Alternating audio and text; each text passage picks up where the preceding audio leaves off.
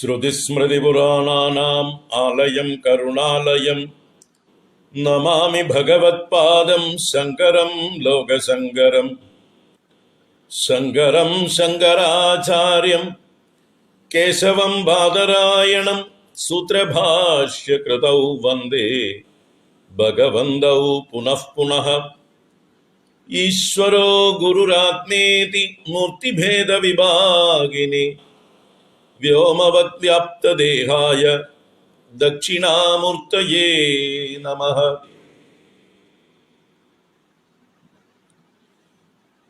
സദാശിവസമാരംഭാം ശങ്കരാചാര്യമധ്യമാം അസ്മദാചാര്യപര്യന്താം വന്ദേ ഗുരുപരമ്പരാം. ശിവം ശിവകരം ശാന്തം ശിവാത്മാനം ശിവോത്തമം ശിവമാർഗപ്രണേതാരം പ്രണതോസ്മി സദാശിവം. സർവമംഗളമാംഗല്യേ ശിവേ സർവാർത്ഥസാധികേ ശരണ്യേ ത്രംബകേ ഗൗരി നാരായണി നമോസ്തുതേ.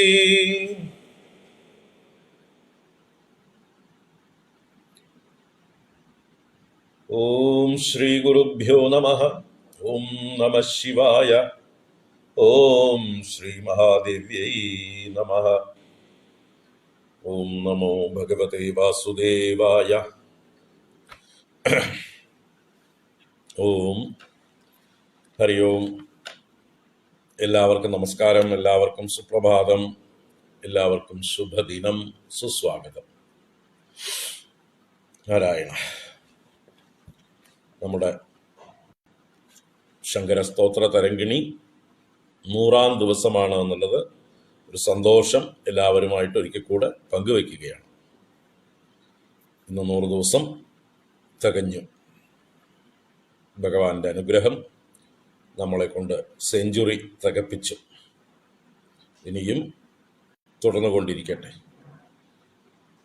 എന്നും ഭഗവത് സ്മരണയോടുകൂടെ ജീവിക്കാൻ നമുക്കെല്ലാവർക്കും ഭഗവാൻ സാഹചര്യം ഒരുക്കി തരട്ടെ.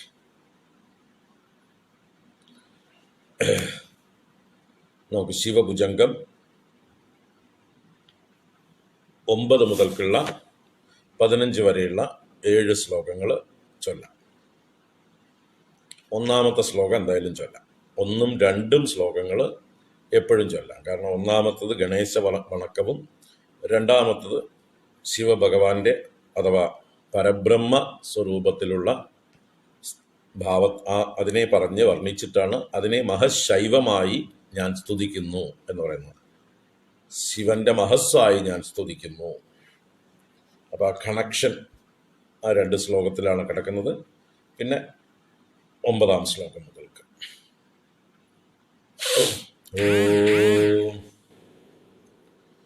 ഗളദ്ദാനഗണ്ഡം മിളദ്ഭൃംഗഷണ്ഡം ചലച്ചാരുശുണ്ഡം ജഗത്രാണശൗണ്ഡം ലസദ്ദന്തകാണ്ഡം വിഭദ്ഭംഗചണ്ഡം ശിവപ്രേമപിണ്ഡം ഭജേ വക്രതുണ്ഡം. അനാദ്യന്തമാദ്യം പരം തത്വമർത്ഥം ചിദാകാരമേകം തുരീയം ത്വമേയം ഹരിബ്രഹ്മമൃഗ്യം പരബ്രഹ്മരൂപം മനോവാഗതീതം മഹശൈവമീഡേ. ഇനി 9-ാം ശ്ലോകം. മഹാദേവ ദേവേശ ദേവാദിദേവ സ്മരാരേ പുരാരേ യമാരേ ഹരേതി ബ്രുവാണ സ്മരിഷ്യാമി ഭക്ത്യാ ഭവന്തം തതോ മേ ദയാശീല ദേവ പ്രസീദ. ത്വദന്യഃ ശരണ്യഃ പ്രപന്നസ്യ നേതി പ്രസീദ സ്മരന്നേവ ഹന്യാസ്തു ദൈന്യം ന ചേത്തേ ഭവേത് ഭക്തവാത്സല്യഹാനിസ്തതോ മേ ദയാലോ സദാ സന്നിധേഹി. അയം ദാനകാലസ്ത്വഹം ദാനപാത്രം ഭവാനേവ ദാതാ ത്വദന്യം ന യാചേ. ഭവൽ ഭക്തിമേവ സ്ഥിരാം ദേഹി മഹ്യം കൃപാശീല ശംഭോ കൃതാർത്ഥോസ്മി തസ്മാത്.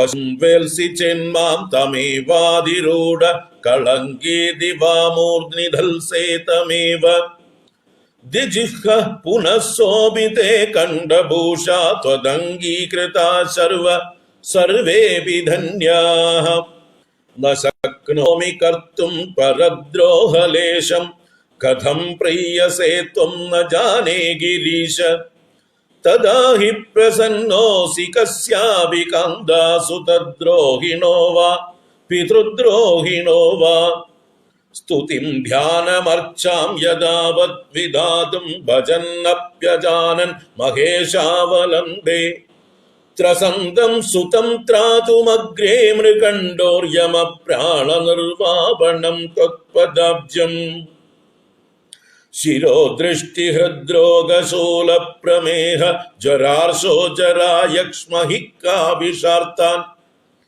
ത്വമാദ്യോ ഭിഷഗ്വേഷജം ഭസ്മശംഭോ ത്വമുല്ലാഗയാസ്മാൻ വപുർലാഘവായ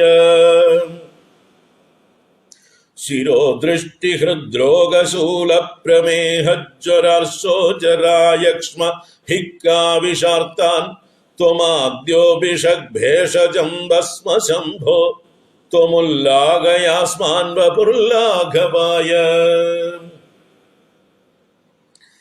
ഹരി ഓം. നമ്മൾ ഇന്നലെ 9, 10, 11 ശ്ലോകങ്ങൾ 11 വരെയുള്ള ശ്ലോകങ്ങൾ കണ്ടു. 9ാമത്തെ ശ്ലോകത്തിൽ ഭഗവാന്റെ വിവിധ നാമങ്ങൾ വിളിച്ചുകൊണ്ട് അങ്ങയെ ഇങ്ങനെ പറയുന്നവനും ഭക്തിയോടുകൂടി അങ്ങയെ സ്മരിക്കുന്നവനുമായിട്ടുള്ള എൻ്റെ നേർക്ക് അലയോ ദയാശീല ദേവ പ്രസീദ. മഹാദേവ ദേവേശ ദേവാദിദേവ സ്മരാരേ പുരാരേ യമാരേ ഹര ഇതി ബ്രുവാണഃ. ഇങ്ങനെ പറയുന്നവനായ ഞാൻ ഭക്ത്യാ ഭവന്തം സ്മരിഷ്യാമി, ഭക്തിയോടെ എപ്പോഴും ഭവാനെ സ്മരിക്കുന്നു. അങ്ങനെയുള്ള എൻ്റെ നേർക്ക് തതഃ ദയാശീല ദേവ മേ പ്രസീദ, മഹ്യം പ്രസീദ, എൻ്റെ നേർക്കായിക്കൊണ്ട് പ്രസാദിച്ചാലും പറഞ്ഞു. ഇനി 10ാമത്തെ ശ്ലോകത്തിൽ അങ്ങല്ലാതെ വേറൊരാള് ശരണ്യനായിട്ടില്ല എന്ന് അങ്ങയെ ശരണം പ്രാപിച്ച പ്രപന്നനായിരിക്കുന്ന എൻ്റെ നേർക്ക് പ്രസാദിച്ചാലും അങ്ങ് എന്നെക്കുറിച്ചൊന്ന് സ്മരിച്ചാൽ തന്നെ മതി എൻ്റെ ദൈന്യം ഇല്ലാതെയാവാൻ. അങ്ങനെ ഇല്ല എങ്കിൽ, അങ്ങ് എന്നെ സ്മരിച്ചില്ല എങ്കിൽ, അങ്ങ് എൻ്റെ ദൈന്യത്തെ നീക്കിയില്ല എങ്കിൽ അങ്ങക്ക് ഭക്തവാത്സല്യ ഹാനി എന്ന ദോഷം വന്നു ചേരും. അങ്ങ് ഭക്തവത്സലനാണെന്നുള്ള കാര്യം ലോകം അംഗീകരിച്ചിട്ടുള്ള കാര്യമാണ്. ആ ലോകത്തിൻ്റെ അംഗീകാരം ലോകം പിൻവലിക്കും. പിന്നെ അങ്ങേരെ വിശ്വസിക്കാൻ കൊള്ളില്ല എന്നുള്ള ഒരു ദോഷം അങ്ങയിൽ വന്നു ചേരും. അപ്പോൾ എൻ്റെ നേർക്ക് പ്രസാദിച്ച് എൻ്റെ ദൈന്യത്തെ ഇല്ലായ്മ ചെയ്താലും. അതുകൊണ്ട് ദയാലോ മേ സദാ സന്നിധേഹി, എൻ്റെ നേർക്ക് അങ്ങയുടെ കൃപയെ എപ്പോഴും ധരിച്ചാലും. ഇനി എനിക്ക് എന്താണ് അങ്ങയോട് ചോദിക്കാനുള്ളത്? എനിക്ക് വേറൊന്നും വേണ്ട. ഞാൻ ദീനനാണ്, ദാനപാത്രമാണ്. അങ്ങ് യഥാർത്ഥ പ്രഭുവാണ്, സ്വാമിയാണ്, ദാതാവാണ്. അതുകൊണ്ട് തന്നെ കാലവും ദേശവും ഒന്നും നോക്കേണ്ട കാര്യമില്ല. ഇത് തന്നെയാണ് ഉത്തമമായിട്ട കാലം. ഇനി വൈകണ്ട. എനിക്ക് വേണ്ടത് ആകെ ഞാൻ യാചിക്കുന്നത് ഭവൽ ഭക്തിമേവ സ്ഥിരാം ദേഹി മഹ്യം. മഹ്യം സ്ഥിരാം ഭവൽ ഭക്തിമേവ ദേഹി. എനിക്ക് അങ്ങയിലുള്ള സ്ഥിരമായ ഉറച്ചതായിട്ടുള്ള ഭക്തി മാത്രം മതി. ഞാൻ വേറൊന്നും ചോദിക്കുന്നില്ല. അതുകൊണ്ട് കൃപാശീല ശംഭോ കൃതാർത്ഥോസ്മി തസ്മാത്. അതുകൊണ്ട് തന്നെ ഞാൻ കൃതാർത്ഥനായി ഭവിക്കും. എനിക്ക് ഭക്തി മാത്രം നൽകിയാൽ മതി. ആ ഭക്തി എന്നെ പൂർണ്ണനാക്കും. ആ ഭക്തി ഉണ്ടായാൽ ബാക്കി വേണ്ടതൊക്കെ അതിൻ്റെ പുറകെ വന്നോളും. എൻ്റെ യോഗക്ഷേമങ്ങളൊക്കെ അത് അതിൻ്റെ പാട്ടിൽ നടന്നോളൂ. അത് അങ്ങ് നോക്കിക്കോളും. എനിക്കറിയാം. എനിക്ക് അങ്ങയുമായിട്ടുള്ള ബന്ധം ഞാൻ സ്ഥാപിച്ചാൽ മതി. അതാണ് ഭക്തി എന്ന് പറയുന്നത്. ഭഗവാനുമായിട്ടുള്ള ബന്ധുത്വം, ദൃഢമായിട്ടുള്ള ഭഗവാനുമായിട്ടുള്ള ആശ്രയഭാവം അതങ്ങോട്ട് സ്ഥാപിച്ചു കിട്ടിയാൽ മതി. അല്ലേ? ഇപ്പോൾ ധനികന്റെ ഗൃഹത്തില് ഒരു വേലക്കാരനായിട്ടൊരു ജോലി കിട്ടിയാൽ മതി എന്ന് പറഞ്ഞാൽ പോരെ? ബാക്കി കാര്യം അവിടെ നടന്നോളില്ലേ? എനിക്കൊരു ജോലി മാത്രം തന്നാൽ മതി, അങ്ങയുടെ ഒരു ഭൃത്യനാക്കിയാൽ മതി എന്നൊരു ധനികനെ ചെന്നൊരാള് ശരണം പ്രാപിക്കുന്നുവെങ്കിൽ അതിന്റെ അർത്ഥം എന്താണ്? ഞാൻ വെറുതെ ഇങ്ങനെ ജോലി എടുത്തുകൊണ്ടിരിക്കാം, അങ്ങ് എനിക്കൊന്നും തരണ്ട എന്നാണോ? എൻ്റെ കടമ ഞാൻ ചെയ്യാം, അങ്ങയുടെ കടമ ചെയ്യും എന്ന് എനിക്ക് ഉറപ്പുണ്ട്. അതല്ലേ അല്ലേ? ധനികന്റെ ഗൃഹത്തിൽ ജോലി എടുക്കുന്നവരുടെ ഭക്ഷണ കാര്യം അവിടെ നടക്കും. അവർക്ക് വേറെന്തെങ്കിലും ആപത്ത് വരുമ്പോൾ അതൊക്കെ സഹായിക്കും യജമാനന്മാര്, സ്വാമിമാര്. അപ്പോൾ അവിടെ നിന്ന് എത്തി കിട്ടിയാൽ മതി, അവിടേക്ക് ഒരു അപ്പോയിൻമെന്റ്, ഒരു അഡ്മിഷൻ, ഒരു പ്രവേശനം കിട്ടിയാൽ മതി. ബാക്കി കാര്യങ്ങൾ പിന്നെ അവിടുത്തെ ഒരാളായി മാറും. ശരിക്കും നന്നായിട്ട് അവനവന്റെ ധർമ്മം അങ്ങോട്ട് ചെയ്തു കഴിഞ്ഞാൽ, ഒരു ഭൃത്യനായിട്ടൊരു ധനിഗൃഹത്തിലേക്ക് പ്രവേശിച്ച് തന്റെ കർത്തവ്യങ്ങൾ ഭംഗിയായിട്ട് നിർവഹിക്കുകയാണെങ്കിൽ പിന്നെ വറി ചെയ്യേണ്ട കാര്യമില്ല. ആ ധനികൻ ശരിക്കും അറിയും തന്റെ ഭൃത്യൻ എന്ത് ചെയ്യണു, തന്റെ ഭൃത്യന് തന്നോട് എത്രത്തോളം സ്നേഹവും ആത്മാർത്ഥതയുമുണ്ട്, താൻ പറയാതെ തന്നെ ഏതൊക്കെ കാര്യങ്ങളാണ് അയാൾ ചെയ്യുന്നത്, അതിനെന്ത് കൊടുത്താൽ മതിയാവും? എന്തു തന്നെ കൊടുക്കാം, എന്തു തന്നെ കൊടുക്കാൻ തയ്യാറാവും, അല്ലേ? അത്ര ആത്മാർത്ഥതയുള്ള ആൾക്കാരെ നമ്മുടെ ഗൃഹത്തിൽ നമ്മുടെ സ്വന്തം ആളുകൾ ചെയ്യുന്നത് പോലെ നമ്മുടെ കാര്യങ്ങൾ നോക്കി നടത്തുമ്പോൾ എന്ത് വേണമെങ്കിൽ കൊടുക്കാൻ ഒരു ധനികൻ സ്വയം തയ്യാറാവും. അയാൾക്ക് അലിവുണ്ടാവും, അയാളുടെ വീട്ടിലെ കുടുംബത്തിലെ ഒരാളായിട്ട് അംഗീകരിക്കും. ആ ഭേദബുദ്ധി ഇല്ലാതെയാണ് അവിടെ പെരുമാറുന്നത്.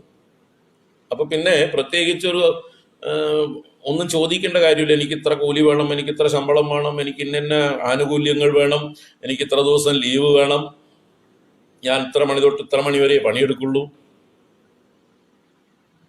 അതൊന്നും പറയില്ല ഒരു യഥാർത്ഥ ഭൃത്യൻ. എന്താണ് ആ ഗൃഹത്തിൽ തന്നെ കൊണ്ട് ആവശ്യമുള്ളത്, തന്നെ കൊണ്ട് സാധിക്കുന്നത്, അത് അറിഞ്ഞ് ചെയ്യും. അതിന് നേരവും കാലവും ഒന്നും നോക്കില്ല, അതിന് കണ്ടീഷൻസ് ഒന്നും അങ്ങോട്ട് വെക്കില്ല. പണ്ടൊക്കെ അങ്ങനെ ആയിരുന്നു. അപ്പോൾ തിരിച്ചും ആ വീട്ടിലൊരു അംഗമായിട്ട് മാറും. അപ്പൊ അതുപോലെയാണ് ഭൃത്യനും സ്വാമിയും തമ്മിലുള്ള യഥാർത്ഥ ബന്ധം.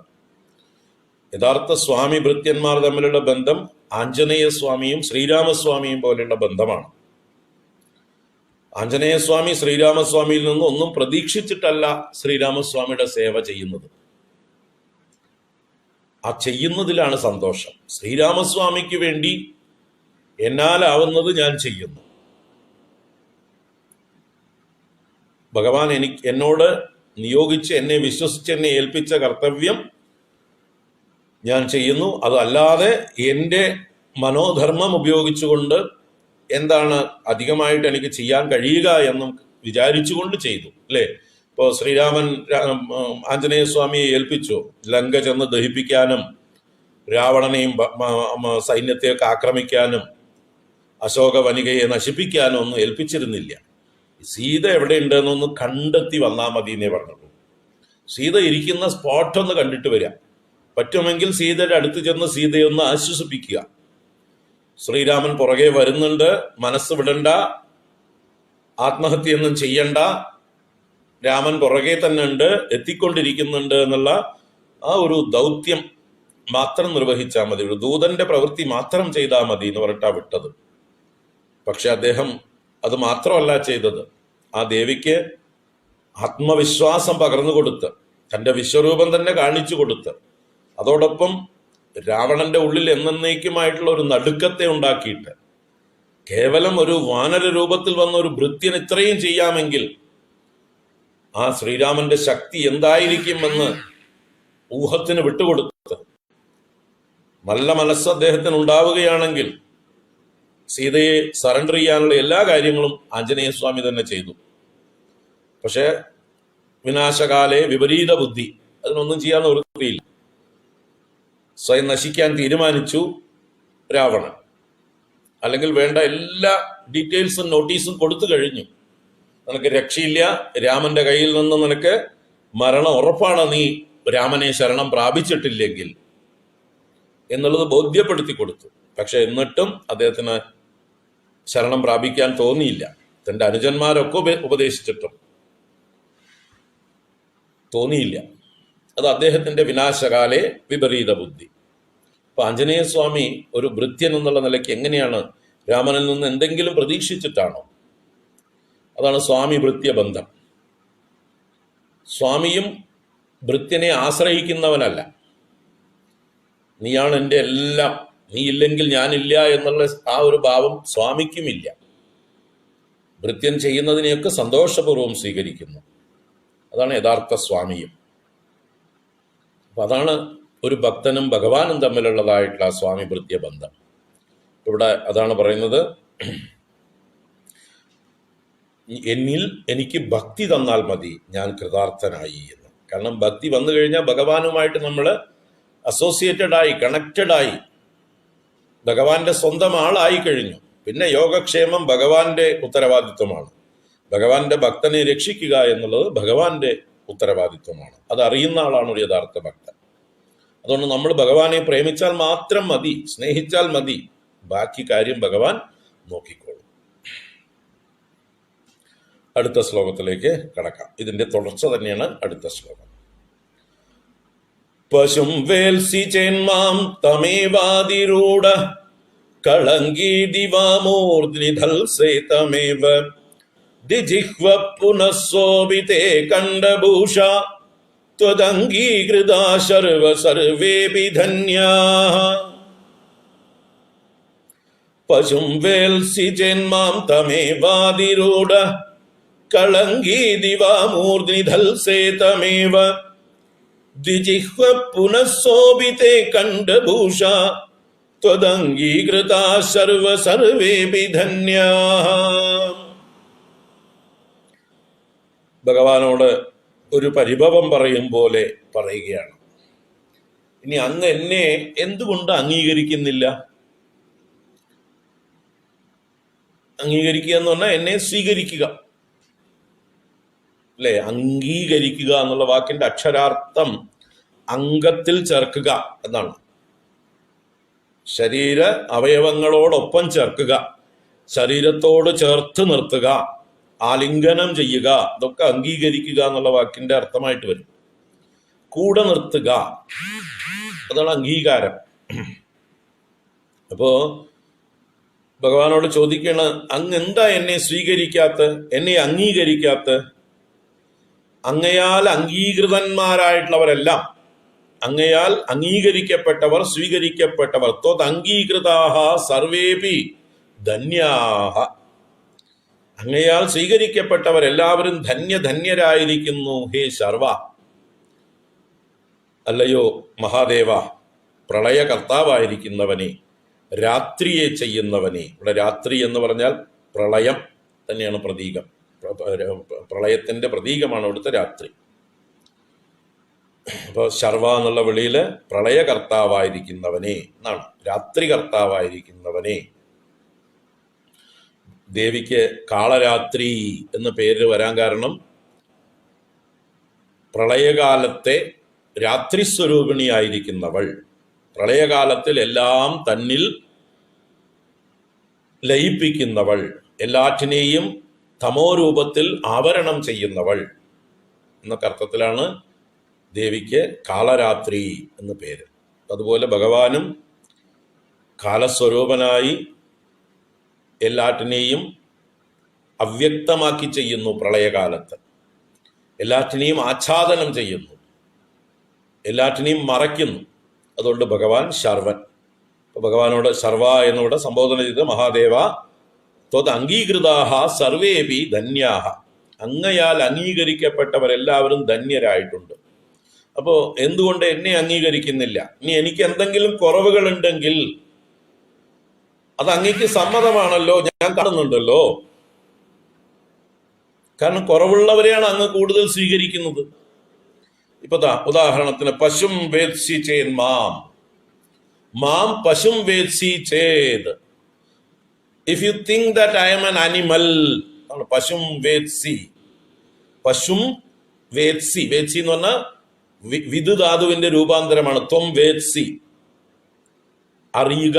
നീ അറിയുന്നു എങ്കിൽ, എന്നെ ഒരു പശുവായിട്ട് കരുതുന്നു എങ്കിൽ, if you think that I am an animal, പശു ഇതി ത്വം മാം വേൽസി ചേത് ചേത് എന്ന് പറഞ്ഞാൽ അങ്ങനെയാണെങ്കിൽ, ഇഫ് എന്നർത്ഥത്തിലാണ് ചേത്. അങ്ങനെയാണെങ്കിൽ തമേവാതിരൂഢ, ഇപ്പൊ അങ്ങ് എവിടെ ഇരിക്കണത്? തമേവ അതിരൂഢ, ഒരു പശുവിന്റെ പുറത്തല്ലേ കയറിയിരിക്കണത്. ഇവിടെ പശു എന്ന് പറഞ്ഞാൽ കാള.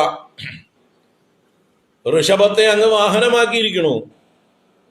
അപ്പൊ പശുവാണ് ഞാനെന്ന് കരുതി എന്നെ മനുഷ്യക്കോലമാണെന്ന് കരുതുന്നില്ലെങ്കിൽ ഞാൻ അർഹനായിട്ടുള്ള ഒരാളല്ല, അങ്ങയുടെ പരിഗണനയ്ക്ക്, അങ്ങയുടെ അംഗീകാരത്തിന് യോഗ്യനല്ല, ഒരു മൃഗസമാനൻ, ഒരു പ്രാകൃതൻ എന്നെ കരുതുകയാണെങ്കിൽ, you have accepted the great നന്ദി.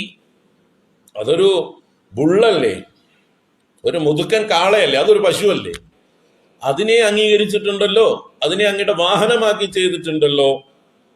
അങ്ങനെയാണെങ്കിൽ അങ്ങക്ക് പശുക്കളോട് ഇഷ്ടമുണ്ടെന്നല്ലേ എൻ്റെ അർത്ഥം. അപ്പൊ ഞാനൊരു പശുവാണ് എന്ന് കരുതുന്നുണ്ടെങ്കിൽ അങ്ങ് ഈ ഋഷഭനെ സ്വീകരിച്ചതുപോലെ, ഈ കാളയെ സ്വീകരിച്ചതുപോലെ, why don't you accept me, എന്തുകൊണ്ട് എന്നെയും സ്വീകരിച്ചുകൂടാ?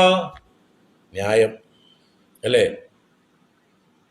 ഒരു എല്ലാവരെയും സമനായി കാണുന്ന ഒരു ഭഗവാന് ഭേദബുദ്ധി ഉണ്ടാവാൻ പാടും. ഒരു പശുവിനെ വാഹനമൊക്കെ മറ്റൊരു പശുവിനെ തള്ളി നിൽക്കുക എന്ന് പറയുക, അതൊരു ന്യായമല്ല. അതുകൊണ്ട് ഭഗവാനോട് കോടതിയിൽ വാദിക്കുന്നത് പോലെ വാദിക്കുകയാണ് അവിടെ ആദിശങ്കര ഭഗവത്പാദര്. പശു എന്ന് കരുതിയിട്ട് എന്നെ മാറ്റി നിർത്താനാ ഭാവമെങ്കിൽ ഞാൻ വിടാൻ പറ്റില്ല. കാരണം അങ്ങ് ഓൾറെഡി ഒരു പശുവിനെ വാഹനമാക്കി അംഗീകരിച്ചിട്ടുണ്ട്. തമേവ അതിരൂഢ, അതിന്റെ പുറത്താണല്ലോ കയറിയിരിക്കുന്നത് അല്ലേ. നമ്മൾ സാധാരണ പറയാറില്ല, ഒരാളുടെ മേലെ ഇത്തിരി ചേറ് തെറിച്ചിട്ടുണ്ട് എന്നിട്ട് അയാളെ കുറ്റം പറയാം, നിന്റെ മേലെ ചേറാണെന്ന്. ഇയാളുടെ മേലെ മുഴുവൻ അയാൾ ചേറിൽ ഇറങ്ങി നിൽക്കുന്നത്. ചേറിൽ ഇറങ്ങി നിന്നിട്ട് വേറൊരാളുടെ മേലെ ഒരു തുള്ളി ചെളി തെറിച്ചിട്ടുണ്ടെങ്കിൽ അതിനെ കുറ്റപ്പെടുത്താം. അതുപോലെ എന്നിൽ പശുത്വം ഉണ്ടെങ്കിൽ അതിനേക്കാൾ വലിയ പശുവിനെയല്ലേ അങ്ങ് വാഹനമായിട്ട് സ്വീകരിച്ചിരിക്കുന്നത്. നല്ലോണം ചിന്തിക്കുക. തുടർന്ന് അടുത്ത വരിയിൽ പറയണു, കളങ്കീതിവ, എനിക്ക് എന്തെങ്കിലും കളങ്കമുണ്ട്. ഇവിടെ പാപമാണ് നമ്മുടെയൊക്കെ കളങ്കം. അപ്പൊ എനിക്ക് കളങ്കമുള്ളവനാണ്, ഇവനെ വിശ്വസിക്കാൻ കൊള്ളില്ല, അവൻ നിഷ്കളങ്കനല്ല, അങ്ങയുടെ ദാസനാക്കാൻ കൊള്ളില്ല അല്ലെ. നമ്മൾ സാധാരണ ഒരു എന്തെങ്കിലും കളങ്കമുള്ളവരെ നമ്മുടെ ഭൃത്യന്മാരാക്കുമോ? അവരുടെ ബാക്ക്ഗ്രൗണ്ട് നോക്കിയിട്ട് അവരുടെ ഹിസ്റ്ററി മോശമാണെങ്കിൽ, ഒരു ടൈൻഡഡ് ഹിസ്റ്ററി ആണെങ്കിൽ നമ്മൾ എന്ത് പറയും? അവന്റെ ക്യാരക്ടർ ശരിയല്ല, അവനെ മാറ്റി നിർത്തൂ എന്ന് പറയും. നമ്മൾ ജോലിക്ക് എടുക്കില്ല. അപ്പൊ കളങ്കമുള്ളവൻ, നിഷ്കളങ്കനല്ലാത്തവൻ എനിക്ക് വേണ്ട, ഭൃത്യനായിട്ട് വേണ്ട എന്ന് അങ്ങ് പറയുകയാണെങ്കിൽ, അതാണ് കണ്ടീഷനെങ്കിൽ അങ്ങ് കണ്ടീഷൻ ലംഘിച്ചിട്ടുണ്ട് അല്ലെ. നമ്മള് PSC ഒക്കെ ജോലിക്ക് കോൾ ഫോർ ചെയ്യുമ്പോൾ അതിന് ഓരോ കണ്ടീഷൻ വയ്ക്കും. എന്നിട്ട് ഈ ഇതിന്റെയൊക്കെ അതോറിറ്റികള് മുകളിലിരിക്കുന്ന ആൾക്കാർ എന്ത് ചെയ്യും? ഈ കണ്ടീഷൻ ലംഘിച്ചുകൊണ്ട് അവരുടെ സ്വന്തം ആൾക്കാരെ തിരികെ കയറ്റും. അത് സാധാരണ പക്ഷപാതികളായിരിക്കുന്ന, സ്വാർത്ഥരായിരിക്കുന്ന മൂഢന്മാരാണ് ഇവര്. അവർക്ക് അവരുടെ ആളുകളെ കയറ്റാൻ വേണ്ടിയിട്ട് നിയമപ്രകാരമുള്ള ക്വാളിഫിക്കേഷൻ ഇല്ലാത്തവർക്കും കൃത്രിമമായിട്ട് ആ ക്വാളിഫിക്കേഷൻ ഉണ്ട് എന്നൊക്കെ പറഞ്ഞിട്ട് ആളുകളെ അപ്പോയിന്റ് ചെയ്തു എന്ന് വരും. അതുപോലൊരാളാണോ അങ്ങ്? ആ സ്റ്റാൻഡേർഡ് അല്ലല്ലോ അല്ലേ. അപ്പൊ എനിക്ക് കളങ്കമുണ്ട് എന്ന് പറഞ്ഞ് മാറ്റി നിർത്തുകയാണെങ്കിൽ കളങ്കമുള്ള എല്ലാവരെയും മാറ്റി നിർത്തണം. പക്ഷെ അങ്ങ് എന്താ ചെയ്തിരിക്കുന്നത്?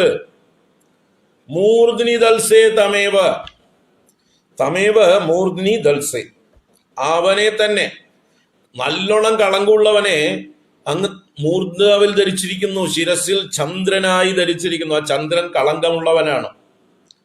ചന്ദ്രനിൽ നോക്കിയാൽ നമുക്ക് കാണാം കളങ്കം അല്ലെ. മാനിന്റെ രൂപത്തിലോ മുയലിന്റെ രൂപത്തിലോ ഒക്കെ ചന്ദ്രനിൽ കളങ്കം കാണുന്നത് കൊണ്ടാണ് ആ ചന്ദ്രനെ ഏണാങ്കൻ, ശശാങ്കൻ എന്നൊക്കെ പേരിട്ടിരിക്കുന്നത്. ശശം എന്നാൽ മുയല്, ഏണം എന്നാൽ മാൻ. അപ്പോ ഏണം അടയാളമായിട്ട് കാണുന്നവൻ ഏണാങ്കൻ, മുയൽ അടയാളമായിട്ട് കാണുന്നവൻ ശശാങ്കൻ. ഇതൊക്കെ ചന്ദ്രന്റെ പര്യായങ്ങളാണ്. ചില ദിവസങ്ങളിൽ നോക്കിയാൽ മുയല് പോലെ തോന്നും, ചില ദിവസങ്ങളിൽ ചില ആംഗിളില് മാനിനെ പോലെ തോന്നും. അതുകൊണ്ടാണ് ഇങ്ങനെയൊക്കെ പേരുണ്ടായത്. അപ്പൊ കളങ്കമാണ് ചന്ദ്രനില്. ആ കളങ്കമുള്ള ചന്ദ്രനെ അങ്ങ് തലയില കൊണ്ടു നടക്കണത്. നാണമില്ല? ഇങ്ങനെയൊക്കെ ചോദിക്കാനുള്ള ധൈര്യം ആദിശങ്കര ഭഗവത്പാദർക്കേ ഉള്ളൂ. കളങ്കി എന്ന് പറഞ്ഞ് ഞാനൊരു ടൈൻഡഡ് വ്യക്തിത്വമാണ് എന്ന് കരുതി എന്നെ അങ്ങ് അവമതിക്കുകയാണെങ്കിൽ, എന്നെ അംഗീകരിക്കുന്നില്ലെങ്കിൽ തലയിൽ നിന്ന് അയാളെ ഇപ്പൊ വലിച്ചെറിയണം, തലയിൽ നിന്ന് ഇറക്കി വിടണം, ചന്ദ്രശേഖരൻ എന്നുള്ള പേര് അങ്ങ് കളയണം. സാധിക്കുമോ? അതാണ് ഭഗവാനോടുള്ള വാദം. കളങ്കീതി വാ മൂർധ്നിതൽസേതമേവ. കളങ്കി എന്ന് കളങ്കിയാണ് ഞാനെന്ന് കരുതുന്നുണ്ടെങ്കിൽ, നല്ലോണം കളങ്കമുള്ള ഒരാളെ, കളങ്കമുള്ളവനെന്ന് പേരേ ഉള്ളവനെ അങ്ങ് തലയിൽ കൊണ്ടു നടക്കുന്നത് എന്തേ? ഇനി മറ്റൊരു ന്യായം. ദ്വിജിഹ്വ പുനഃസോഭിതേ കണ്ഠഭൂഷ. ദ്വിജിഹ്വ എന്ന് പറഞ്ഞാൽ രണ്ട് നാവുള്ളവൻ. എന്നെ കുറിച്ച് അങ്ങക്ക് അതാണ് അഭിപ്രായമെങ്കിൽ, രണ്ട് നാവുള്ളവർ എന്ന് പറഞ്ഞാൽ ഇവിടെ ഒന്ന് പറയുക അവിടെ ഒന്ന് പറയുക എന്ന് പറഞ്ഞാൽ സത്യമല്ലാത്തത് പറയുക എന്നർത്ഥം. സത്യം പറയുന്നവർക്ക് ഒരു നാവേ ഉള്ളൂ, ആകെ എവിടെ പോയാലും ഒരു സത്യം പറയുള്ളൂ, അല്ലെ? അപ്പൊ സത്യം പറയുന്നവർ ഒരു നാവുള്ളവരും അസത്യം പറയുന്നവരാണ് രണ്ട് നാവുള്ളവർ. ഒരു ഭാഗത്ത് ഒന്ന്, വേറൊരു ഭാഗത്ത് വേറൊന്ന് പറയുന്നത് ദ്വിജിഹ്വ, രണ്ട് നാവ്, ഇന്റഗ്രിറ്റി ഇല്ലാത്ത വ്യക്തിത്വം. അപ്പൊ എന്നെ അങ്ങനെ കരുതുന്നുവെങ്കിൽ ദ്വിജിഹ്വ പുനഃ, അങ്ങനെയാണ് വീണ്ടും കരുതുന്നുവെങ്കിൽ ശോഭിതേ കണ്ഠഭൂഷ, അത് തന്നെയല്ലേ അങ്ങയുടെ കഴുത്തിൽ ആഭരണമായിട്ട് കൊണ്ടു നടക്കണത്? ആരാണ്? പാമ്പ്. പാമ്പിന്റെ നാവ് കണ്ടിട്ടില്ലേ രണ്ടായിട്ട് സ്പ്ലിറ്റ് ചെയ്തത്? ഇപ്പൊ പാമ്പിന്റെ നാവ് രണ്ടായിട്ട് പിരിഞ്ഞ ദ്വിജിഹ്വനാണ് പാമ്പ്. പാമ്പിന്റെ പര്യായമാണ് ദ്വിജിഹ്വൻ. ഒരു ജിഹ്വ തന്നെ രണ്ടായി പിരിഞ്ഞ് സ്പ്ലിറ്റ് ചെയ്തിട്ട് രണ്ട് അഗ്രങ്ങളുള്ളതാണ് പാമ്പിന്റെ നാവ്. അപ്പൊ ഇനി അങ്ങ് ദ്വിജിഹ്വനായിട്ട് കണക്കാക്കി ഡിസ്ക്വാളിഫൈഡ് ആയിട്ട് തള്ളുകയാണെങ്കിൽ കഴുത്തിലെ ആ സർപ്പത്തെ ഉടനെ എടുത്ത് കളയണം, സർപ്പഭൂഷണൻ എന്നുള്ള പേരും വലിച്ചെറിയണം. സമ്മതാണോ? ഭഗവാൻ തയ്യാറല്ല. ഭഗവാൻ സർപ്പഭൂഷണനാണ്. വാസുകി മുതലായിട്ടുള്ള ദ്വിജിഹ്വന്മാരെ ശരീരം മുഴുവൻ ആഭരണമായിട്ട് കൊണ്ടു നടക്കണു. അപ്പോ അതും എനിക്ക് ഡിസ്ക്വാളിഫിക്കേഷൻ അല്ല. അപ്പൊ എന്റെ ഇതൊക്കെ അങ്ങയെ സംബന്ധിച്ച് ക്വാളിഫിക്കേഷൻ ആണെന്ന് വരുന്നു. ഞാനൊരു പശുവാണെങ്കിൽ അങ്ങേക്ക് സമ്മതനാണ്, ഞാനൊരു കളങ്കിയാണെങ്കിൽ അങ്ങേക്ക് അതിലധികം സമ്മതനാണ്, തലയിൽ കയറ്റിവെക്കും. ഞാൻ ദ്വിജിഹ്വനാണെങ്കിലും അങ്ങ് കണ്ഠത്തിൽ കൊണ്ടു നടക്കുന്നു ആഭരണമായിട്ട്. സോ എന്നെ അംഗീകരിക്കാൻ എന്താ ഇപ്പൊ കുഴപ്പം? അതുകൊണ്ട് ഞാൻ അങ്ങയോട് അപേക്ഷിക്കുകയാണ്, അങ്ങ് എന്നെ അംഗീകരിക്കണം. അങ്ങയാൽ അംഗീകരിക്കപ്പെട്ടവരെല്ലാം സർവരും ധന്യരായി തീർന്നിരിക്കണു. അവരും ഇപ്പൊ ലോകത്താൽ പൂജിതരായിരിക്കണം. അങ്ങയുടെ തലയിലിരിക്കുന്ന കാരണം ആ കളങ്കനായിരിക്കുന്ന ചന്ദ്രൻ പോലെ എല്ലാവരും ദിവസവും തൊഴും. അങ്ങയുടെ കണ്ഠത്തിലിരിക്കുന്ന കാരണം വാസുകി തൊഴാൻ എല്ലാവരും വാസുകിയെ തൊഴുന്നു, സർപ്പങ്ങളെ തൊഴുന്നു. അങ്ങയുടെ വാഹനമായതുകൊണ്ട് കാളകളെ ബഹുമാനിക്കുന്നു, അല്ലേ? ഇങ്ങനൊരു സങ്കല്പം ഇല്ലായിരുന്നുവെങ്കിലോ, കാളകള് ശിവന്റെ വാഹനമായതുകൊണ്ട്, കാളയെ ശിവന്റെ വാഹനമായതുകൊണ്ട് ഹിന്ദുക്കൾ കാളയെ ഹിംസിക്കുന്നതിൽ നിന്ന് ഒരു സങ്കോചമുണ്ടവർക്ക്. അയ്യോ, ഭഗവാന്റെ വാഹനമാണ്, അതിനെ കൊന്നു തിന്നാനുള്ളതല്ല എന്നൊരു വിശ്വാസം, ഒരു ബോധം ഹിന്ദുക്കളുടെ ഉള്ളിലുണ്ട്. അതുപോലെ പാമ്പിനെ കണ്ടാൽ വിഷമാണെന്ന് പറഞ്ഞ് കൊല്ലാൻ തോന്നുന്നില്ല. അതിലും ദിവ്യത കണ്ടുകൊണ്ട് നമ്മൾ പാമ്പിനെ ആരാധിക്കുന്നവരാണ്, അല്ലെ? സർപ്പക്കാവുകൾ നമ്മൾ വാസുകിക്കും തക്ഷകനും അനന്തനും ഒക്കെ കാവുകൾ ഉണ്ടാക്കി നമ്മൾ പൂജിക്കുന്നു. അതുപോലെ ചന്ദ്രനെ നമ്മൾ ദിവസവും തൊഴുന്നു, ജഡമായിരിക്കുന്ന ചന്ദ്രനെ. ഒക്കെ ഭഗവാന്റെ അലങ്കാരമായതുകൊണ്ടല്ലേ. അപ്പൊ ഈ ഒരു സംസ്കാരം, എല്ലാറ്റിലും ഈശ്വരനെ കാണുന്നതായിട്ടുള്ള ഒരു സംസ്കാരം ഭഗവാൻ ഇങ്ങനെയൊക്കെ ഇതിനെ അംഗീകരിച്ചത് കൊണ്ടല്ലേ, സ്വീകരിച്ചത് കൊണ്ടല്ലേ. അപ്പൊ ഭഗവാനെ എന്നെ എന്തുകൊണ്ട് സ്വീകരിച്ചൂടാ എന്ന് ഇവിടെ ഈ രീതിയിലാണ് ശിവഭുജംഗ പ്രയാദത്തിൽ ചോദിക്കുന്നത്. ശിവാനന്ദ ലഹരി കേട്ടവർ ഓർക്കുന്നുണ്ടോ?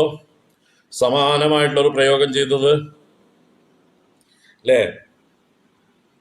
ശിവാനന്ദ ലഹരിയിലെ ശങ്കരാചാര്യര്, ഇതേ ശങ്കരാചാര്യർ. അപ്പൊ ഇത് രണ്ടും ഒരാൾ തന്നെ എഴുതിയത് എന്നുള്ളതിനും യാതൊരു സംശയവുമില്ല. ശിവഭുജംഗവും ശിവാനന്ദ ലഹരിയും ഒരേ ശങ്കരാചാര്യരാണ് എഴുതിയത് എന്നുള്ളതിന്റെ തെളിവാണ് ശിവാനന്ദ ലഹരിയിൽ പറയുന്നത്.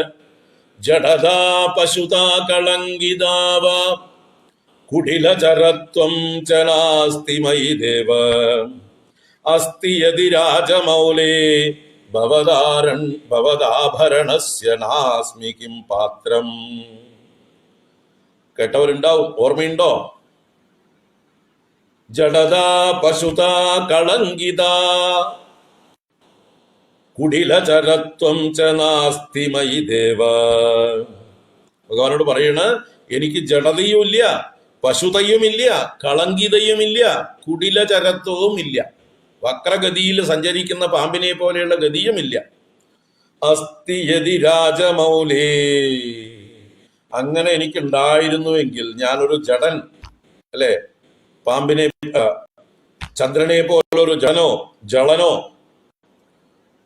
ഋഷഭത്തെ പോലൊരു പശുവോ, മാനിനെ പോലൊരു പശുവോ, ചന്ദ്രനെ പോലെ കളങ്കിതയോ, പാമ്പിനെ പോലെ കുടിലചരത്വമോ എനിക്കുണ്ടായിരുന്നുവെങ്കിൽ, അല്ലയോ ചന്ദ്രശേഖര രാജമൗലേ. രാജൻ ചന്ദ്രന്റെ പര്യായവുമാണ്, പ്രകാശിക്കുന്നവൻ. രാജമൗലിയായിട്ടുള്ള ഭഗവാനേ, ഭവദാഭരണസ്യ നാസ്മി കിം പാത്രം, അങ്ങയുടെ ആഭരണത്തിന് ഞാൻ അർഹനായി തീരുമായിരുന്നില്ലേ? അപ്പൊ ഈ കുറവുകൾ ഉള്ളത് കൊണ്ടാണ്, ജഡതയും പശുതയും കളങ്കിതയും കുടിലചരത്വവും എന്നിൽ ഇല്ലാത്തത് കൊണ്ടാണല്ലേ അങ്ങ് എന്നെ ആഭരണമാക്കാത്തത് എന്ന് അപ്പൊ കംപ്ലൈന്റ് പറഞ്ഞിരുന്നു. അങ്ങനെ എന്നെ തള്ളി, അത് അവിടെ പറഞ്ഞു. ഇപ്പോ എനിക്ക് ഇതാണ് കുഴപ്പമെന്ന് പറഞ്ഞ് തള്ളണു ശിവഭുജംഗത്തില്. അത് പറ്റില്ല. ഒരു സ്റ്റാൻഡേർഡ് വെക്കണം, ക്വാളിഫിക്കേഷൻ എന്നുള്ളത് ഒരു സ്റ്റാൻഡേർഡ് ആക്കണം, എന്നിട്ട് എന്നെ സ്വീകരിക്കണം. എന്നെ സ്വീകരിച്ചാലോ, അല്ല എന്നെ സ്വീകരിക്കുന്നില്ലെങ്കിലോ ഇതുപോലെയുള്ള ദോഷമുള്ളവരെയൊക്കെ തള്ളണം. അപ്പൊ ഇത് സമാനമായിട്ട് ചോദിക്കുകയാണ്. ശിവാനന്ദ ലഹരിയിൽ ചോദിച്ചതിനേക്കാൾ രസകരമാണോ ഇവിടെ ചോദിച്ചതോ, ഇതിലും രസമാണോ അതിൽ ചോദിച്ചത് എന്നാണ് ഇപ്പൊ സംശയം. ഏതാണ് ഗംഭീരം എന്നാണ്. അതിൽ രണ്ടും ഒരേ ആശയമാണ്. പശും വേത്സി ചേന്മാം തമേവാതിരൂഢ കളങ്കീതിവാമൂർനിദൽസേതമേവ ദ്വിജിഹ്വ പുനഃസോഭിതേ കണ്ഠഭൂഷാ ത്വദംഗീകൃതാ സർവേപി ധന്യാഃ. ഇവിടെ ചിലരൊക്കെ എഴുതി കാണിക്കുന്നുണ്ട്, നല്ല ഓർമ്മയുണ്ട് സ്വാമിജി എന്ന്. ശിവാനന്ദ ലഹരിയിൽ പറഞ്ഞത് ഓർമ്മയുണ്ട് എന്ന്. സന്തോഷം, ഓർമ്മയുള്ളവരുണ്ടല്ലോ ഇവിടെ എന്ന്. അടുത്ത ശ്ലോകം. ന ശക്നോമി കർത്തും പരദ്രോഹലേശം കഥം പ്രീയസേ ത്വം ന ജാനേ ഗിരീശ തദാ ഹി പ്രസന്നോസി കസ്യാപി കാന്താസു തദ്രോഹിണോ വാ പിതൃദ്രോഹിണോ വാ. ന ശക്നോമി കർത്തും പരദ്രോഹലേശം കഥം പ്രീയസേ ത്വം ന ജാനേ ഗിരീശ തദാ ഹി പ്രസന്നോസി കസ്യാപി കാന്താസു തദ്രോഹിണോ വാ പിതൃദ്രോഹിണോ വാ. ഇവിടെയും ഭഗവാനെ ഒരു ചെറിയ പരിഹാസ ശബ്ദം കൊണ്ട് ഭഗവാനോട് പരിഭവിക്കുകയാണ്. ഭഗവാൻ മറ്റുള്ളവരെ ദ്രോഹിക്കുന്ന ആളുകൾക്കൊക്കെ വേഗം പ്രസാദിക്കും. എനിക്ക് അതിനുള്ള കഴിവില്ല, അതുകൊണ്ട് എൻ്റെ നേർക്ക് പ്രസാദിക്കുന്നില്ല. ഇതാണ് ഒരു ധ്വനി. ഇതേ ആശയം ശിവാനന്ദ ലഹരിയിലും പറഞ്ഞു. അങ്ങ് സ്തുതിഭിഹി നുതിഭിഹി പൂജാവിധിഭിഹി, സ്തുതികളെ കൊണ്ടോ നമസ്കാരങ്ങളെ കൊണ്ടോ, നദിബിർ നുതിബിർ പൂജാവിധിബിർ എന്ന് പറഞ്ഞുകൊണ്ട് പറയുന്നുണ്ട്, അങ്ങ് പ്രസന്നനാവുന്നില്ല. പിന്നെ എങ്ങനെയാ അങ്ങേ പ്രസാദിപ്പിക്കേണ്ടത്? ഒലക്ക കൊണ്ടോ, വില്ലുകൊണ്ടോ, വടി കൊണ്ടോ, എങ്ങനെയാ വേണ്ടത് എന്ന് ചോദിക്കുന്നുണ്ട് അല്ലേ? ഭഗവാൻ കിരാതമൂർത്തിയായി അർജുനന്റെ വില്ലുകൊണ്ട് അടി കൊണ്ടതും, വേറൊരു ഭക്തന്റെ ഒലക്ക കൊണ്ട് അടി കൊണ്ടതും, വടി കൊണ്ട് അടി കൊണ്ടതുമായിട്ടുള്ള കഥകൾ, കല്ലുകൊണ്ട് അശ്മബിർവ, സത്യനാരായണൻ എന്ന് പറഞ്ഞ ഭക്തന്റെ കല്ലേറ് കൊണ്ടതും കഥ പറഞ്ഞത് ഓർമ്മയുണ്ടോ ശിവാനന്ദ ലഹരിയില്? അപ്പൊ അങ്ങേക്ക് കല്ലേറാണോ ഇഷ്ടം? അങ്ങേക്ക് ഒലക്ക കൊണ്ടുള്ള അടിയാണോ ഇഷ്ടം? അതോ വില്ലുകൊണ്ടുള്ള അടിയാണോ ഇഷ്ടം? അതിൽ വേഗം പ്രസാദിക്കുന്നു. പൂജകളെ കൊണ്ടും സ്തുതികളെ കൊണ്ടും നമസ്കാരങ്ങളെ കൊണ്ടും അങ്ങ് പ്രസാദിക്കുന്നില്ല. ഇനി അതാണ് അങ്ങേക്ക് ഇഷ്ടമെങ്കിൽ തഥാ കരോമി എന്ന് അവിടെ പറയുന്നുണ്ട്. എന്നാ പിന്നെ പറഞ്ഞോളൂ, അത് തന്നെ ചെയ്യാം ഞാനിനി പൂജയുടെ ഉപകരണങ്ങളുടെ കൂട്ടത്തിൽ കിണ്ടിയും വെള്ളമൊക്കെ മാറ്റിവെച്ച്, പുഷ്പങ്ങളൊക്കെ മാറ്റിവെച്ച്, ഒരു വില്ല്, പൂജാ ലിസ്റ്റ് എഴുതുമ്പോൾ എഴുതാം, ഒരു ഒലയ്ക്ക, ഒരു വില്ല്, കുറച്ച് കല്ല്. എന്തിനാണെന്ന് ചോദിച്ചാല് അതാണ് ഭഗവാൻ ഇഷ്ടം. അദ്ദേഹത്തിന് സ്തുതിയും നമസ്കാരവും പൂജാവിധികളൊന്നും ഇഷ്ടമല്ല. അതുകൊണ്ട് ഒരു വില്ലും ഒരു ഒലക്കയും കുറച്ച് കല്ലും കൊണ്ടുവരൂ, അതുകൊണ്ട് അടിയും ഏറും ഒക്കെ കൊള്ളുമ്പോഴേ മൂപ്പര് പ്രസാദിക്കാറുള്ളൂ. നിങ്ങൾ കഥ കേട്ടിട്ടില്ലേ? അർജുനനോടും സത്യനാരായണനോടും ഒലക്ക കൊണ്ട് അടി കൊണ്ട കഥയൊക്കെ കേട്ടിട്ടില്ലേ? വില്ലുകൊണ്ട് അടി കൊണ്ടിട്ടുള്ള കഥയൊക്കെ കേട്ടിട്ടില്ലേ? അപ്പൊ ഭഗവാനെ ഞാനും പ്രസാദിപ്പിക്കാം അടികൊണ്ട്. അതേ ധ്വനിയാണ് ഇവിടെ. ന ശക്നോമി കർത്തും പരദ്രോഹലേശം, പരദ്രോഹലേശം അഭി കർത്തും ന ശക്നോമി. പരന്മാരെ ദ്രോഹം ചെയ്യുവാൻ അല്പം പോലും, ലേശം പോലും ന ശക്നോമി, എനിക്ക് ശക്തിയില്ല. എന്നെ കൊണ്ടാവില്ല പരദ്രോഹം ചെയ്യാൻ, ആരെയെങ്കിലും പീഡിപ്പിക്കാൻ, ആരെയെങ്കിലും വേദനിപ്പിക്കാനുള്ള ശക്തി എനിക്കില്ല. കഥം പ്രിയസേത്വം ന ജാനേ ഗിരീശ. ഹേ ഗിരീശ, അല്ലയോ പർവ്വതവാസിൻ, ത്വം കഥം പ്രിയസേ, എങ്ങനെയാ അങ്ങ് പ്രസാദിക്കുക? അഹം ന ജാനെ, ഐ ഡോണ്ട് നോ, എനിക്കറിയില്ല അങ്ങ് എങ്ങനെ പ്രസാദിപ്പിക്കണമെന്ന്. കാരണം ഞാൻ നോക്കിയിടം കൊണ്ട് അങ്ങ് പ്രസാദിക്കുന്ന മുഴുവൻ ദുഷ്ടന്മാരുടെ നേർക്ക. അതാണ് തദാഹി പ്രസന്നോസി കസ്യാപി കാന്താ സുതദ്രോഹിണോ വാ പിതൃദ്രോഹിണോ വാ. തദാഹി, അങ്ങനെ ഇരിക്കെ എങ്ങനെയാണ് അങ്ങയെ പ്രസാദിപ്പിക്കേണ്ടതെന്ന് എനിക്കറിയുന്നില്ല. ഞാൻ പരദ്രോഹമൊന്നും ചെയ്യാറില്ല. എങ്കിലും ഞാൻ കാണുന്നു പ്രസന്നോസി, അങ്ങ് പ്രസന്നനായിരിക്കുന്നു. ആരുടെ നേർക്ക്? കസ്യാപി, ഏതോ ഒരുവൻ. കാന്താ സുതദ്രോഹിണോ വാ,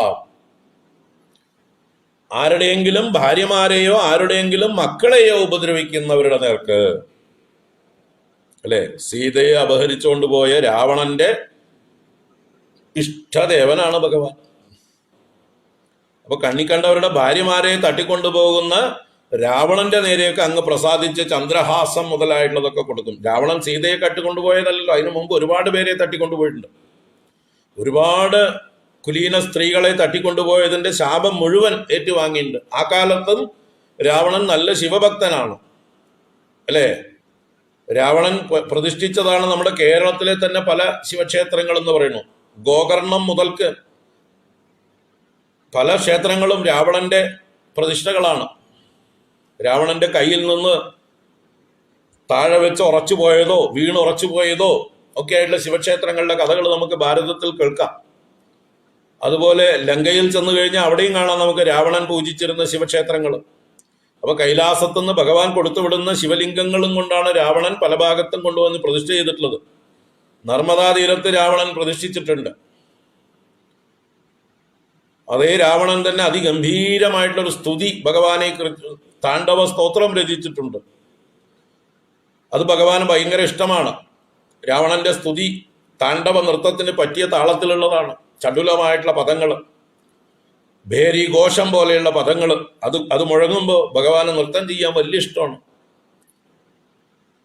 അതുപോലെ ബാണനെ പോലെയുള്ള ആളുകള്, അതുപോലെയുള്ള അസുരന്മാര്, ഭസ്മാസുരൻ മുതലായിട്ടുള്ള അസുരന്മാര്, അന്ധകൻ മുതലായിട്ടുള്ള അസുരന്മാര്, എത്ര അസുരന്മാര് ഭഗവാനെ പ്രസാദിപ്പിച്ചിരിക്കണു. ആ അസുരന്മാരെ അവസാനം ഭഗവാന്റെ ഭാര്യയെ തന്നെ തട്ടിയെടുക്കാൻ വന്നവരാ.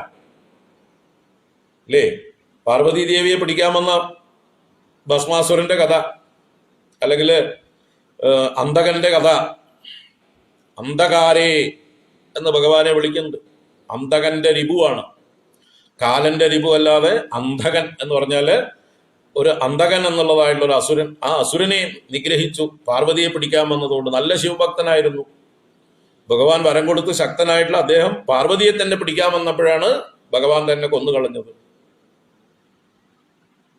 അപ്പൊ ഇങ്ങനെ ദുഷ്ടന്മാര് കണ്ടവന്റെ ഭാര്യമാരെയും കണ്ടവന്റെ മക്കളെയും ഒക്കെ ദ്രോഹിക്കുന്ന ദുഷ്ടന്മാരുടെ നേരെ അങ്ങ് പ്രസാദിക്കും. ഇതിനൊന്നും ശക്തിയില്ലാത്ത എന്നെ വേണ്ട, എന്നെ അങ്ങ് സ്വീകരിക്കുന്നില്ല, എങ്ങനെ പ്രസാദിക്കുമെന്ന് പറഞ്ഞു തരൂ. തദാഹി പ്രസന്നോസി കസ്യാപി കാന്താ സുതദ്രോഹിണോ വാ പിതൃദ്രോഹിണോ വാ. സ്വന്തം പിതാക്കന്മാരെയും അമ്മമാരെയും ഒക്കെ ദ്രോഹിക്കുന്ന ആളുകളോടും അങ്ങ് പ്രസാദിക്കും. അപ്പൊ അങ്ങനെയുള്ള കഥകളും നമ്മുടെ ഇതിഹാസങ്ങളിലൊക്കെ കാണാൻ. അനേക ദുഷ്ടന്മാരായിട്ടുള്ള ആളുകള് ഭഗവത് ഭക്തന്മാരാണ്, മഹാദേവന്റെ ഭക്തന്മാരാണ്. പക്ഷെ സ്വന്തക്കാരെ വരെ, സ്വന്തം അച്ഛനമ്മമാരെ വരെ പീഡിപ്പിക്കുന്നതായിട്ടുള്ള ദുഷ്ടശക്തികൾ, അവരുടെ നേരെ ഭഗവാൻ പ്രസാദിക്കുന്നു. അല്ലെ, ഭഗവാന്റെ തന്നെ ഭക്തനായ രാവണൻ, ഭഗവാന്റെ തന്നെ ഭക്തനായ കുബേരൻ ജ്യേഷ്ഠനാണ്. ആ കുബേരനെ ഉപദ്രവിച്ചിട്ടല്ലേ കുബേരനെ ലങ്കയിൽ നിന്ന് ഓടിച്ചു കളഞ്ഞ് കുബേരന്റേതായിരുന്ന സ്വർണമയമായിരുന്ന ലങ്കയെ രാവണൻ കൈയടക്കി വെച്ചത്, കുബേരന്റെ പുഷ്പക വിമാനത്തെ തട്ടിയെടുത്തത്. അപ്പൊ പിതൃതുല്യനാണ് ജ്യേഷ്ഠൻ. കുബേരൻ എന്ന ജ്യേഷ്ഠൻ രാവണനെ സംബന്ധിച്ച് പിതൃതുല്യനാണ്. നിയമമാണത്, ധർമ്മശാസ്ത്രമാണ്. ജ്യേഷ്ഠന്മാരെ പിതൃതുല്യന്മാരായിട്ട് കാണുക.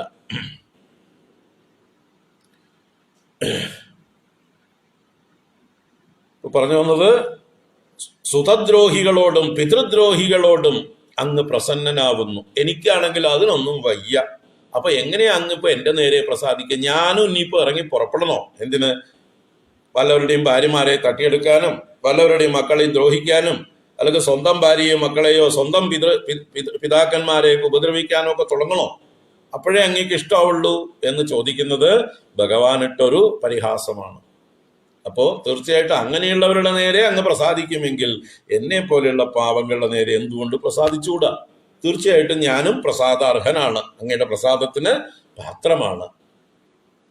എന്ന് വെച്ചാൽ ഭഗവാന് വാസ്തവത്തില് ഭേദമൊന്നുമില്ല. എത്ര നീചന്മാരുടെ നേരെയും അദ്ദേഹം ക്ഷിപ്രപ്രസാദിയാണ്. അപ്പൊ പിന്നെ ഭക്തന്മാരുടെ കാര്യം പറയേണ്ടതുണ്ടോ എന്ന് കൈമുതിക ന്യായമാണ് ഇവിടെ അർത്ഥം. ദുഷ്ടന്മാരുടെ നേരെ പ്രസാദിച്ച ഭഗവാൻ സജ്ജനങ്ങളുടെ നേരെ പ്രസാദിക്കുന്നതിന് ഒരു പ്രയാസവുമില്ല. ക്ഷിപ്രപ്രസാദിയാണ്. നമ്മൾ വിളിക്കാത്ത കുഴപ്പമേ ഉള്ളൂ. വിളിച്ചോ, വിളി കേൾക്കും ഭഗവാൻ. ഇത് പറയാൻ വേണ്ടിയാ ഇങ്ങനെയൊക്കെ പറയുന്നു കേട്ടോ. അല്ലാതെ ഭഗവാനെ ചീത്ത വിളിക്കലല്ല ശങ്കരാചാര്യരുടെ പണി. ലോകത്തിന് കാണിച്ചു കൊടുക്കാൻ വേണ്ടി, ലോകത്തിന് കാണിച്ചു കൊടുക്കണ ഭഗവാൻ ദാ ഇങ്ങനെ ദുഷ്ടന്മാരോട് പോലും പ്രസാദിച്ചിട്ടുള്ള ആളാണ്. എന്തൊക്കെ ദുഷ്ടത്തരം ചെയ്താലും ഭഗവാനേ എന്ന് പറഞ്ഞ് ശരണം പ്രാപിച്ചു കഴിഞ്ഞാൽ അവന്റെ ദുഷ്ടത്തരമൊക്കെ ഭഗവാൻ കഴുകിക്കളഞ്ഞ് അവനെ ശുദ്ധനാക്കും. ഭഗവാൻ ഒരാളെ സ്വീകരിച്ചു കഴിഞ്ഞാൽ പിന്നെ ഭഗവാൻ അവനെ രക്ഷിച്ചുകൊള്ളും. തൽക്കാലം അവന്റെ സ്വഭാവം കൊണ്ട് അവൻ ആ ദുശീലങ്ങളൊക്കെ പ്രകടിപ്പിച്ചു എന്ന് വരും. പക്ഷെ കാലം കൊണ്ട് അവനെ ശുദ്ധീകരിക്കും ഭഗവാൻ. രാവണന് രാമന്റെ കൈ കൊണ്ട് തന്നെ മോക്ഷം കിട്ടിയില്ലേ? അതുപോലെ ദുഷ്ടന്മാരായിട്ടുള്ള ആളുകൾക്കൊക്കെ ഭഗവാന്റെ കൈ കൊണ്ട് തന്നെ മോക്ഷം കൊടുത്തിട്ടില്ലേ? അപ്പൊ തൽക്കാലം അവർക്ക് ദുഷ്ടത്തരങ്ങളൊക്കെ കാണുമെങ്കിലും അവരെ ഭഗവാൻ ഈ ദുഃഖങ്ങളിൽ നിന്ന്, അല്ലെങ്കിൽ നരകത്തിൽ നിന്ന്, ഈ ദുഷ്ട സ്വഭാവങ്ങളിൽ നിന്ന് എന്നേക്കുമായി കരകയറ്റിയ ചരിത്രമുണ്ട്. അപ്പൊ ദുഷ്ടന്മാരെ രക്ഷിക്കുന്ന ഭഗവാൻ സജ്ജനെ രക്ഷിക്കാതിരിക്കുമോ? അതുകൊണ്ട് സജ്ജനങ്ങളെ, നിങ്ങൾ ഭഗവാനെ വിളിച്ചോളൂ, ആശ്രയിച്ചോളൂ, മുറുക്കെ പിടിച്ചോളൂ എന്നാണ് ഇതിന്റെ ലക്ഷ്യാർത്ഥം. ഈ തമാശയുടെ, ഈ പരിഹാസത്തിന്റെ, ഈ ഭഗവൽ നിന്ദ എന്ന് തോന്നുന്ന പോലെയുള്ള ഈ സ്തുതിയുടെയൊക്കെ അർത്ഥം അതാണ് നമ്മൾ ഗ്രഹിക്കേണ്ടത്. ന ശക്നോമി കർത്തും പരദ്രോഹലേശം കഥം പ്രീയസേ ത്വം ന ജാനേ ഗിരീശ തഥാ ഹി പ്രസന്നോസി കസ്യാഭി കാന്ത സുതദ്രോഹിണോ വാ പിതൃദ്രോഹിണോ വാ. അടുത്ത ശ്ലോകം നോക്കാം. സ്തുതിം ധ്യാനമർച്ചാം യഥാവത് വിധാതും ഭജന്നപ്യജാനൻ മഹേശാവലംബേ ത്രസന്തം സുതം ത്രാതുമഗ്രേ മൃകണ്ഡോ യമപ്രാണനിർവാപണം ത്വൽപദാബ്ജം. സ്തുതിം ധ്യാനവത് വിധാതും ഭജന്നപ്യജാനൻ മഹേശാവലംബേ ത്രസന്തം സുതം ത്രാതുമഗ്രേ മൃകണ്ഡോ യമപ്രാണനിർവാപണം ത്വൽപദാബ്ജം. ഇനി ഭഗവാനെ ആരാധിക്കാൻ ശാസ്ത്രവിധി പ്രകാരമുള്ള പൂജാവിധികളോ വേദമന്ത്രങ്ങളോ അല്ലെങ്കിൽ അതുപോലുള്ളതായിട്ടുള്ള ചിട്ടകളോ ഒന്നും അറിയണമെന്ന് നിർബന്ധമൊന്നുമില്ല. അത്ര എളുപ്പത്തിൽ ഭഗവാൻ പ്രസാദിക്കും. ഏത് പ്രാകൃതന്മാരുടെ പ്രാകൃത രീതികളിലും ഭഗവാൻ പ്രസാദിക്കും. അതാണ് ശിവപുരാണങ്ങളിൽ, പെരിയ പുരാണത്തിൽ നിറയെ കഥകൾ അല്ലേ? നമ്മൾ ശിവാനന്ദ ലഹരിയില് കണ്ണപ്പ നായനാരുടെ കഥ പോലും കണ്ടു. വായിൽ വെള്ളം കൊണ്ടുവന്ന് ഭഗവാന്റെ നേരെ തുപ്പിയത് ഭഗവാൻ അഭിഷേകമായി സ്വീകരിച്ചതും, കാലിലെ ചെരുപ്പ് ഭഗവാന്റെ നിർമാല്യം നീക്കാനുള്ള ദർഭപ്പുല്ലിന്റെ കൂട്ടായി തീർന്നതും, ഇദ്ദേഹം കടിച്ച് ഭക്ഷിച്ച് ശേഷിച്ച മാംസഭക്ഷണം ഭഗവാന് നിവേദ്യമായി തീർന്നതും അങ്ങനെയുള്ള കണ്ണപ്പന്റെ നേരെ പ്രസാദിച്ചതായിട്ടുള്ള ഭഗവാന്റെ കഥ കണ്ടു നമ്മൾ. അപ്പൊ പിന്നെ നല്ല രീതിയിൽ പൂജിക്കുന്നവരുടെ കാര്യം പറയാനുണ്ടോ എന്നാണ് ഇതിന്റെ താല്പര്യം. അതാണ് ഇവിടെ പറയുന്നത്. സ്തുതിം ധ്യാനം അർച്ചാം യഥാവത് വിദാതും ഭജന്നപി അജാനൻ മഹേശാവലംബേ. ഹേ മഹേശ, അല്ലയോ മഹാനായ ഈശ, എല്ലാവരെയും നന്നായി നിയന്ത്രിക്കുന്നവനെ, ഈശ്വര, പ്രപഞ്ചത്തെ മുഴുവൻ മൂക്ക് കയറിട്ട് പിടിച്ചിരിക്കുന്നവനെ, നല്ല ഭരണാധികാരിയായിരിക്കുന്നവനെ, സർവനിയന്താവായിരിക്കുന്നവനെ, മഹേശ, ഭജന്നപി, അങ്ങേ ഭജിക്കുന്നവനാണെങ്കിലും അങ്ങയുടെ ഭക്തന്മാരിലും സ്തുതിം ധ്യാനം അർച്ചാം, അതുപോലെ യഥാവത് വിധാതും, സ്തുതി ധ്യാനം അർച്ച. സ്തുതി എന്ന് പറഞ്ഞാൽ ഭഗവാനെ സ്തുതിക്കുവാനുള്ളതായിട്ടുള്ള വേദമന്ത്രങ്ങൾ അല്ലെ.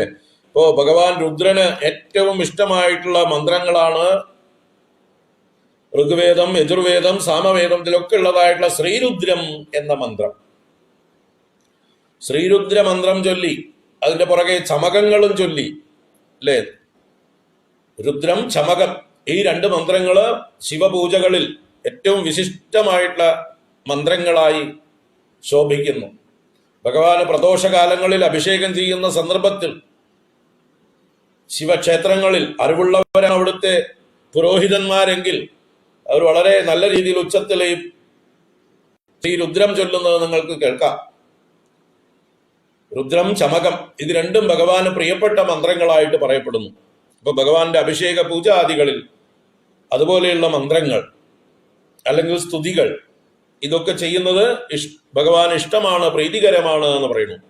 അപ്പൊ അങ്ങനെയുള്ള സ്തുതി, അതുപോലെ ഭഗവാനെ ധ്യാനിക്കുവാനുള്ളതായിട്ടുള്ള വിധികൾ, ധ്യാന ശ്ലോകങ്ങളും അതിനനുസരിച്ച് ഭഗവാന്റെ രൂപങ്ങളെ ധ്യാനിക്കുവാനുള്ള കഴിവും, അർച്ച എന്ന് പറഞ്ഞാൽ പൂജ.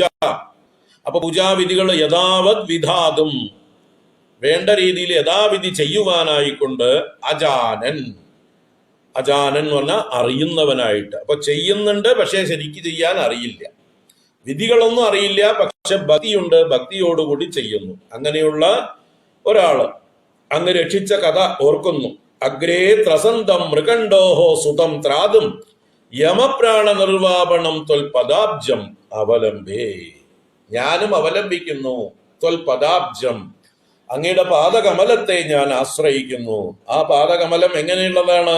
യമപ്രാണ നിർവാപണം, യമന്റെ പ്രാണനെ എടുത്തതാണ് കാല്. ഭഗവാന്റെ കാല് താമര പോലെയുള്ളതാണെങ്കിലും ലോകത്തിന് മുഴുവൻ കാലനായിരുന്ന യമന്റെ പ്രാണനെ അപഹരിക്കാൻ ആ കാല് മതിയായിരുന്നു. ആ വലിയ കാലുകൊണ്ട് യമന്റെ നെഞ്ചിൻ കൂട് തകർത്തു ഒരു ചവിട്ടുകൊണ്ട്. യമന്റെ മാറത്തൊരു ചവിട്ടാണ് ചവിട്ടിയത് ഭഗവാൻ. അങ്ങനെ കാലനെ വധിച്ച കാലകാലനായ ഭഗവാൻ ആർക്കു വേണ്ടി? മൃകണ്ഡോഹോ സുതം. ആരാണ് മൃകണ്ഡോഹോ സുതം? മാർക്കണ്ഡേയൻ. മാർക്കണ്ഡേയന്റെ അച്ഛന്റെ പേരാണ് മൃകണ്ഡു. മൃകണ്ഡുവിന്റെ പുത്രനായതുകൊണ്ടാണ് അദ്ദേഹത്തിന് മാർക്കണ്ഡേയൻ എന്ന് പേര്.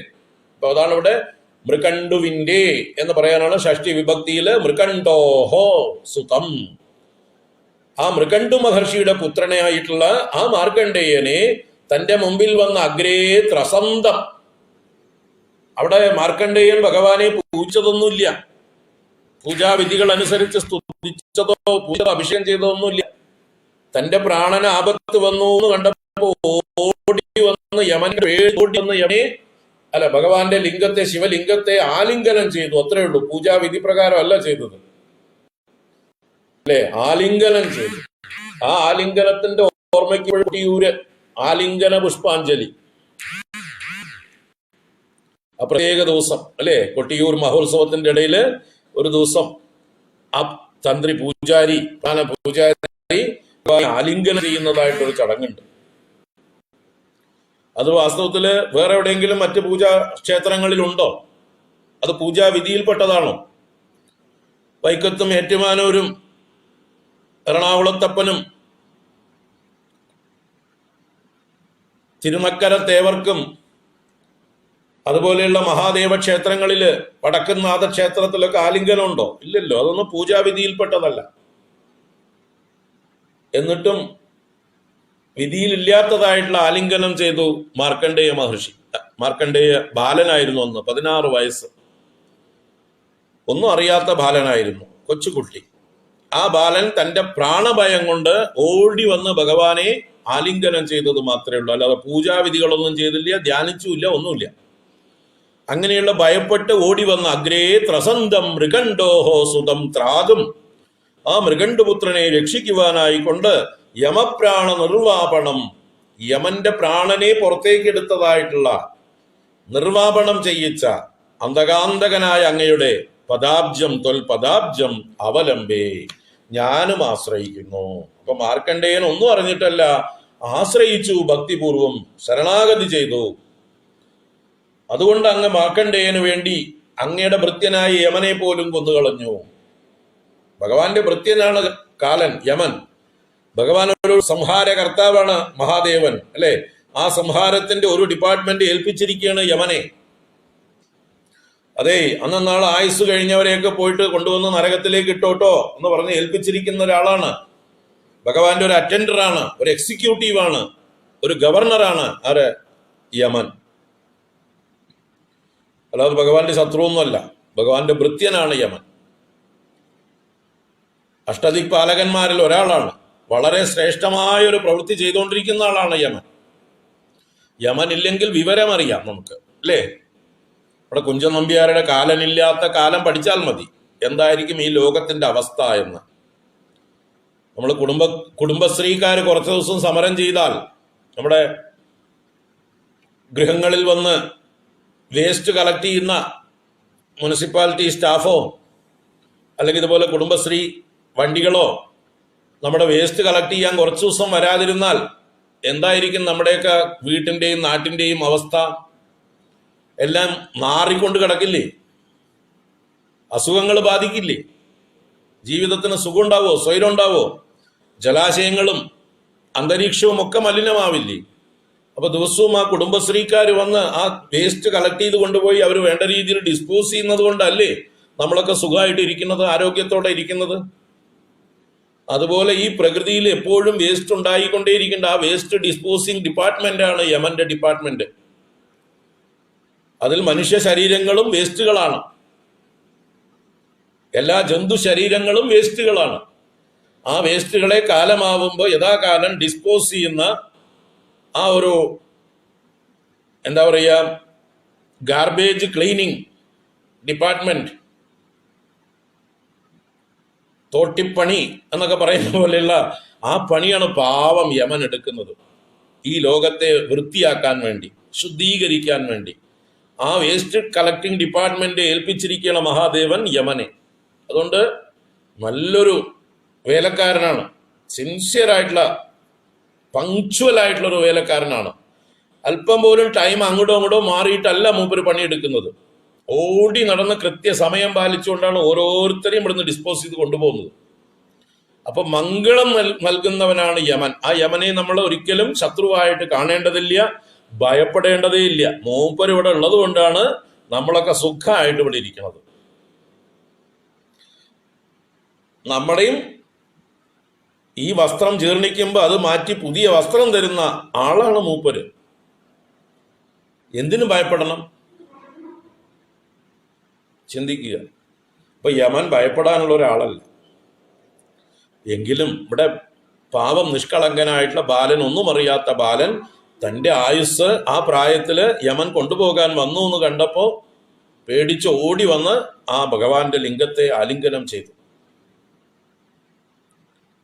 ആ സമയത്ത് തന്റെ ഭക്തനായി തന്നെ ആശ്രയിച്ച, ഈ ആലിംഗനത്തെ പൂജയായി സ്വീകരിച്ച, പൂജാവിധിയിലൊന്നും പെടില്ലെങ്കിലും തനിക്ക് ഇഷ്ടപ്പെട്ട ഒരു പൂജയായിട്ട് സ്വീകരിച്ച ആ ഭഗവാൻ യമന്റെ നെഞ്ചിൻ കൂട് ചവിട്ടി തകർത്ത് യമനെ തന്നെ ഇല്ലാതാക്കി കളഞ്ഞു. അങ്ങനെയുള്ള അങ്ങയുടെ പാദകമലത്തെ ഞാനിതാ ആശ്രയിക്കുന്നു എന്നാണ്. അപ്പൊ എനിക്ക് സ്തുതിയോ ധ്യാനമോ അർച്ചയോ വിധിപ്രകാരം ചെയ്യാനൊന്നും അറിയില്ല, എങ്കിൽ ഞാൻ അങ്ങയെ ശരണം പ്രാപിക്കുന്നു. സ്തുതിം ധ്യാനമർച്ചാം യഥാവദ്വിധാതും ഭജന്നപ്യജാനൻ മഹേശാവലംബേ ത്രസന്തം സുതം ത്രാതുമഗ്രേ മൃകണ്ഡോ യമപ്രാണ നിർവാപണം ത്വൽപദാബ്ജം. അപ്പൊ എങ്ങനെയൊക്കെ ഭഗവാനെ കോർണർ ചെയ്യാവോ, ഏതൊക്കെ റീസണിങ് കൊണ്ട് ഭഗവാനെ അങ്ങ് എന്നെ സ്വീകരിച്ചേ പറ്റൂ, അനുഗ്രഹിച്ചേ പറ്റൂ. അങ്ങ് ഒരു കണ്ടീഷനും പറഞ്ഞ് കഴിവ് പറഞ്ഞ് എന്നിൽ നിന്ന് ഒഴിവാവാൻ ഞാൻ സമ്മതിക്കില്ല എന്ന് പറഞ്ഞ് ഭഗവാന്റെ അനുഗ്രഹ കഥകൾ തന്നെ എടുത്തു പറയുന്നത്. അല്ലാതെ വേറെ എവിടുന്നെങ്കിലും എന്തെങ്കിലും വേറെ ആരെങ്കിലും ചെയ്ത കാര്യങ്ങളല്ല പറയുന്നത്.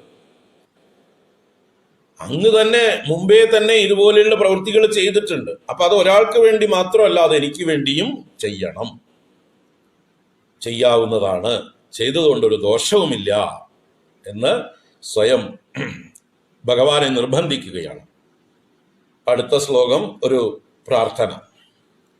ശിരോദൃഷ്ടി ഹൃദ്രോഗശൂലപ്രമേഹ ജ്വരാർശോചരായക്ഷ്മഹിക്കാവിഷാർത്ഥാൻ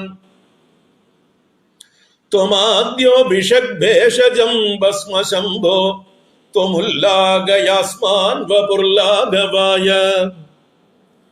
ശിരോദൃഷ്ടി ഹൃദ്രോഗശൂലപ്രമേഹ ജ്വരാർശോചരായക്ഷ്മഹിക്കാവിഷാർത്ഥാൻ ത്വമാദ്യോഭിഷഗ്ഭേഷജം ഭസ്മശംഭോ ത്വമുല്ലാഗയാസ്മാൻ വപുർലാഘവായ.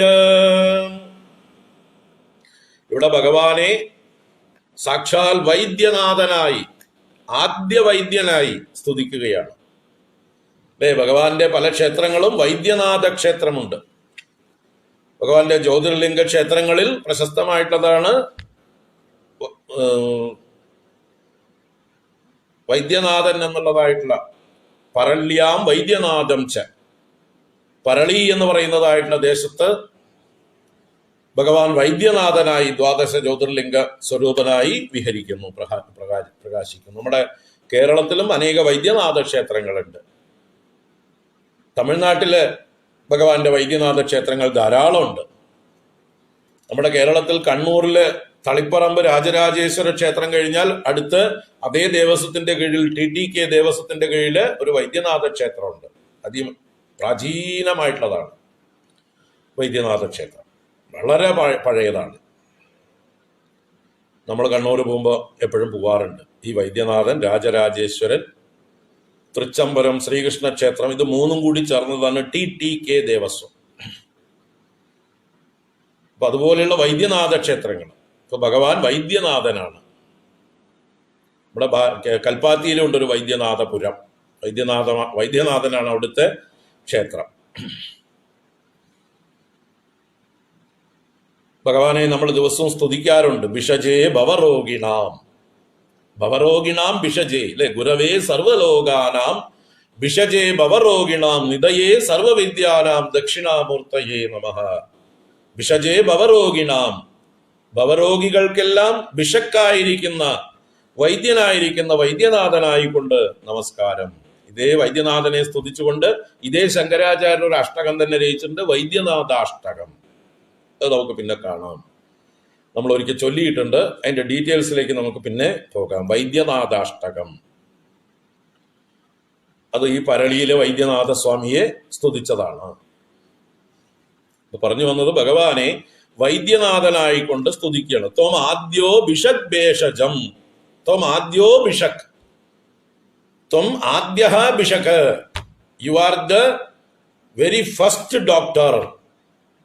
ഭിഷക് എന്ന് പറഞ്ഞാൽ ഭിഷഗ്വരൻ. ഭിഷഗ്വരൻ എന്ന് പറയാൻ ഭിഷക്കുകളിൽ വരനായതുകൊണ്ട് ഭിഷക് വരൻ, നല്ല ശ്രേഷ്ഠനായ ഭിഷക്ക്. ഭിഷക്ക് എന്ന് പറഞ്ഞാൽ തന്നെ വൈദ്യനാണ്. ഭിഷഗ്വരൻ എന്ന് പറഞ്ഞാൽ വൈദ്യശ്രേഷ്ഠൻ. അപ്പൊ U are the first doctor, U are the first വൈദ്യ. ത്വം ആദ്യോ ഭിഷക്. ഫസ്റ്റ് എന്നുള്ളത് കാലത്തിലും ഫസ്റ്റ് എന്നുള്ളത് ക്വാളിറ്റിയിലും. അല്ലേ, ഭഗവാൻ ചികിത്സിക്കാൻ തീരുമാനിച്ചാൽ ഏത് അസുഖമാ മാറാത്തത്? ഭഗവാൻ കൈവിട്ടാലോ ഒരു അസുഖവും മാറാനും പോകുന്നില്ല. അതുകൊണ്ട് നമ്മള് മറ്റ് ഡോക്ടർമാരെയൊക്കെ സമീപിക്കുമ്പോഴും ഉള്ളിലൊരു ഡോക്ടറെ ആശ്രയിക്കണം. നമ്മൾ യഥാർത്ഥ വൈദ്യനാഥനെ നമ്മൾ മുറുക്ക പിടിച്ചുകൊണ്ട് ആ വൈദ്യനാഥന്റെ പ്രതിപുരുഷന്മാരായിട്ട് നമ്മൾ സമീപിക്കുന്ന വൈദ്യന്മാരെ, ഡോക്ടർമാരെ നമുക്ക് കാണാം. ഹേ ഭഗവാനെ, ഞങ്ങൾ വാസ്തവത്തിൽ അങ്ങയെയാണ് ആശ്രയിച്ചിരിക്കുന്നത്. അങ്ങ് ഇവരിലൂടെ പ്രവർത്തിച്ചാലും ഞങ്ങൾ അങ്ങയെ ഇവരിലൂടെ കാണുന്നു. എൻ്റെ പേഴ്സണൽ ഡോക്ടർ, എൻ്റെ ഫാമിലി ഡോക്ടർ, അദ്ദേഹത്തിന്റെ പഠിപ്പും ചികിത്സയും ഒക്കെ ആയിട്ട് നമ്മളെ ആവുന്നത്ര സഹായിക്കാനായിക്കൊണ്ട് പുറപ്പെട്ടിട്ടുണ്ട്. പക്ഷെ അദ്ദേഹത്തിലൂടെ പ്രവർത്തിക്കുന്നത് അങ്ങയുടെ ശക്തിയാണ്, അങ്ങയുടെ അനുഗ്രഹമാണ്. അദ്ദേഹത്തിന് രോഗം ഐഡന്റിഫൈ ചെയ്യാൻ പറ്റണമെങ്കിൽ,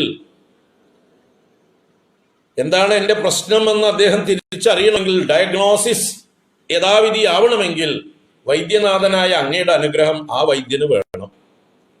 എന്നിട്ട് അദ്ദേഹം തരുന്ന മരുന്ന് എന്നിൽ വേണ്ട രീതിയിൽ ഫലിക്കണമെങ്കിലും അങ്ങയുടെ അനുഗ്രഹം വേണം. അപ്പോ ഈ ലോക്കൽ വൈദ്യനാഥനെ ഞാൻ സമീപിച്ചോളാം, നിഷേധിക്കുന്നില്ല. കാരണം ഇതിലൂടെയാണ് അങ്ങയെ ഞാൻ കാണുന്നത്. ഇവരെ അങ്ങയുടെ പ്രതിനിധിയായിട്ട് ഞാൻ കാണുന്നു. ടോട്ടലായിട്ട് മറ്റു ചില അന്ധവിശ്വാസികള് പ്രാർത്ഥന കൊണ്ട് മാത്രം മാറുമെന്ന് പറഞ്ഞിട്ട് ചികിത്സിക്കാതിരിക്കുന്നില്ല.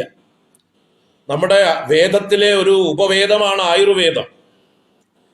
ധന്വന്തരി മൂർത്തി ആയുർവേദ ആചാര്യനാണ് നമുക്ക്.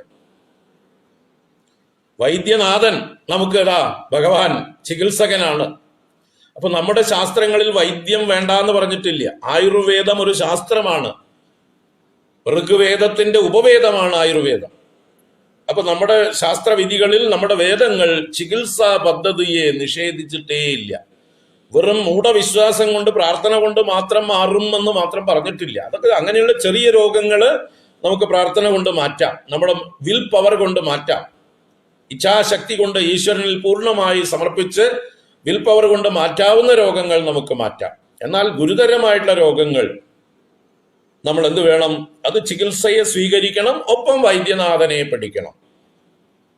ചികിത്സയെ മാത്രം ആശ്രയിച്ചതുകൊണ്ടും പോരാ, വൈദ്യനാഥന്റെ അനുഗ്രഹത്തിനായിക്കൊണ്ട് പ്രാർത്ഥിക്കണം.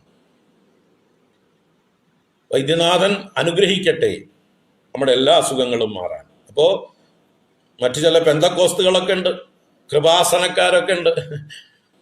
അവരുടെ കൃപാസനം പത്രം തിന്നാൽ മതി, കുടിച്ചാൽ മതി, വെള്ളത്തിൽ കലക്കി കുടിച്ചാൽ മതി, ദേഹത്ത് തേച്ചാൽ മതി, അതിൽ കിടന്നാൽ മതി, ഇരുന്നാൽ മതി എന്നൊക്കെ പറഞ്ഞ് ആ പാസ്റ്റർമാർക്ക് തന്നെ അവസാനം വലിയ രോഗങ്ങൾ വന്നിട്ട് അവര് കൃപാസനമൊക്കെ വിട്ട് മെഡിക്കൽ കോളേജിൽ പോയി. അപ്പൊ അങ്ങനെയുള്ള വിഡ്ഢിത്തരങ്ങളൊന്നും നമ്മുടെ ആചാര്യന്മാർ പറഞ്ഞിട്ടില്ല. അത് നമ്മുടേതല്ല. അങ്ങനെ ആരും പറഞ്ഞ് പ്രചരിപ്പിക്കരുത്. ഇപ്പൊ ഈ കൊറോണ കാലത്ത് പലരും ഹിന്ദു മതത്തെ വിമർശിക്കുന്നത്, പരിഹസിക്കുന്നത് ഇപ്പൊ നിങ്ങളുടെ ദൈവങ്ങളൊക്കെ എവിടെ പോയി എന്നാണ്. ദൈവങ്ങളൊന്നും എവിടെയും പോയിട്ടില്ല. ദൈവങ്ങൾ ഇപ്പോഴും നമ്മുടെ കൂടെ തന്നെ ഉണ്ട്. ദൈവങ്ങൾ നമ്മളോട് പറയുന്നു, നിങ്ങൾക്ക് ഞാൻ ബുദ്ധി തന്നിട്ടുണ്ട്, വേണ്ട രീതിയിൽ സേഫ് ഡിസ്റ്റൻസ് പാലിക്കാനും, കയ്യൊക്കെ സോപ്പിട്ട് കഴുകാനും, മാസ്ക് ധരിക്കാനും, അത് കഴിഞ്ഞ് രോഗം വന്നാൽ അതിന് വേണ്ട ചികിത്സ ചെയ്യാനും ഞാൻ നിങ്ങൾക്ക് ബുദ്ധി തന്നിട്ടുണ്ട്. വൈദ്യന്മാരായിട്ടുള്ള ഡോക്ടർമാരായിട്ടുള്ളവരെ വിശ്വസിക്കൂ, അവർ പറയുന്നത് അനുസരിക്കൂ, അവർ പറയുന്ന പഥ്യങ്ങൾ അനുഷ്ഠിക്കൂ. ഇത് ഞാൻ നിങ്ങൾക്ക് ബുദ്ധി രൂപത്തിൽ നിങ്ങളുടെ ഉള്ളിലിരുന്ന് ഉപദേശിക്കുന്നുണ്ട് എന്നാണ് നമ്മുടെ ഈശ്വരന്മാർ പറഞ്ഞിട്ടുള്ളത്. അതിനെ വിമർശിക്കാൻ മൂഢജനങ്ങള്, എന്താണ് ഈശ്വര തത്വം എന്നറിയാത്ത മൂഢജനങ്ങള് ക്ഷേത്രങ്ങളൊക്കെ പൂട്ടിയത് കൊണ്ട്, ക്ഷേത്രങ്ങൾ പൂട്ടിയാലും ഉള്ളിൽ ആരാധന നടക്കുന്നുണ്ട്, പുറത്തുള്ള ഭക്തന്മാർക്കുള്ള പ്രവേശനമേ നിഷേധിച്ചിട്ടുള്ളൂ. അതിനെ പരിഹസിച്ചുകൊണ്ട് പലതും പറയുന്നുണ്ട്. അവരെ പോകാൻ വയ്യ, അവഗണിക്കാനുള്ളതേ ഉള്ളൂ. പറഞ്ഞു വന്നത്, വൈദ്യനാഥനായിട്ടുള്ള ഭഗവാനെ നമുക്ക് മുറുകെ പിടിക്കാം. ഈ കൊറോണ നമ്മളെ ബാധിക്കാതിരിക്കാൻ, ഈ ലോകത്തിൽ നിന്ന് കൊറോണ പോകാൻ, അതിന് ഉത്തമമായിട്ടുള്ള മരുന്ന് കണ്ടുപിടിക്കാനുള്ള ബുദ്ധി നമ്മുടെ ശാസ്ത്രജ്ഞന്മാർക്ക് കൊടുക്കാൻ, ആ മരുന്ന് വേണ്ട രീതിയിൽ ലോകത്തിന് പ്രയോജനപ്പെടാൻ ഒക്കെ നമുക്ക് പ്രാർത്ഥിക്കാം. അപ്പൊ ഇവിടെ കുറച്ച് രോഗങ്ങളുടെ ലിസ്റ്റാണ് പറഞ്ഞത്. ശിരോ ദൃഷ്ടി ഹൃദ്രോഗ ശൂല പ്രമേഹ ജ്വരാർശോ ജരായക്ഷ്മഹിക്കാ വിഷാർത്താൻ. 11 രോഗങ്ങളുടെ ഡിപ്പാർട്ട്മെന്റ് പറഞ്ഞു. അപ്പൊ ഭഗവാനെ, ഞങ്ങൾക്ക് ഏതൊക്കെ രോഗങ്ങള്, ശിരോ എന്ന് പറഞ്ഞു, ശിരോരോഗങ്ങള്, തലവേദന മുതൽക്ക് ശിരസിൽ എന്തൊക്കെ ഉണ്ടാവോ ഒക്കെ ശിരോരോഗം. അതുപോലെ ദൃഷ്ടിരോഗം, അപ്പൊ കണ്ണിന്റെ ഡിപ്പാർട്ട്മെന്റ് ഓഫ്താൽമോളജി അല്ലെ, അതും ഭഗവാൻ തന്നെ നോക്കട്ടെ.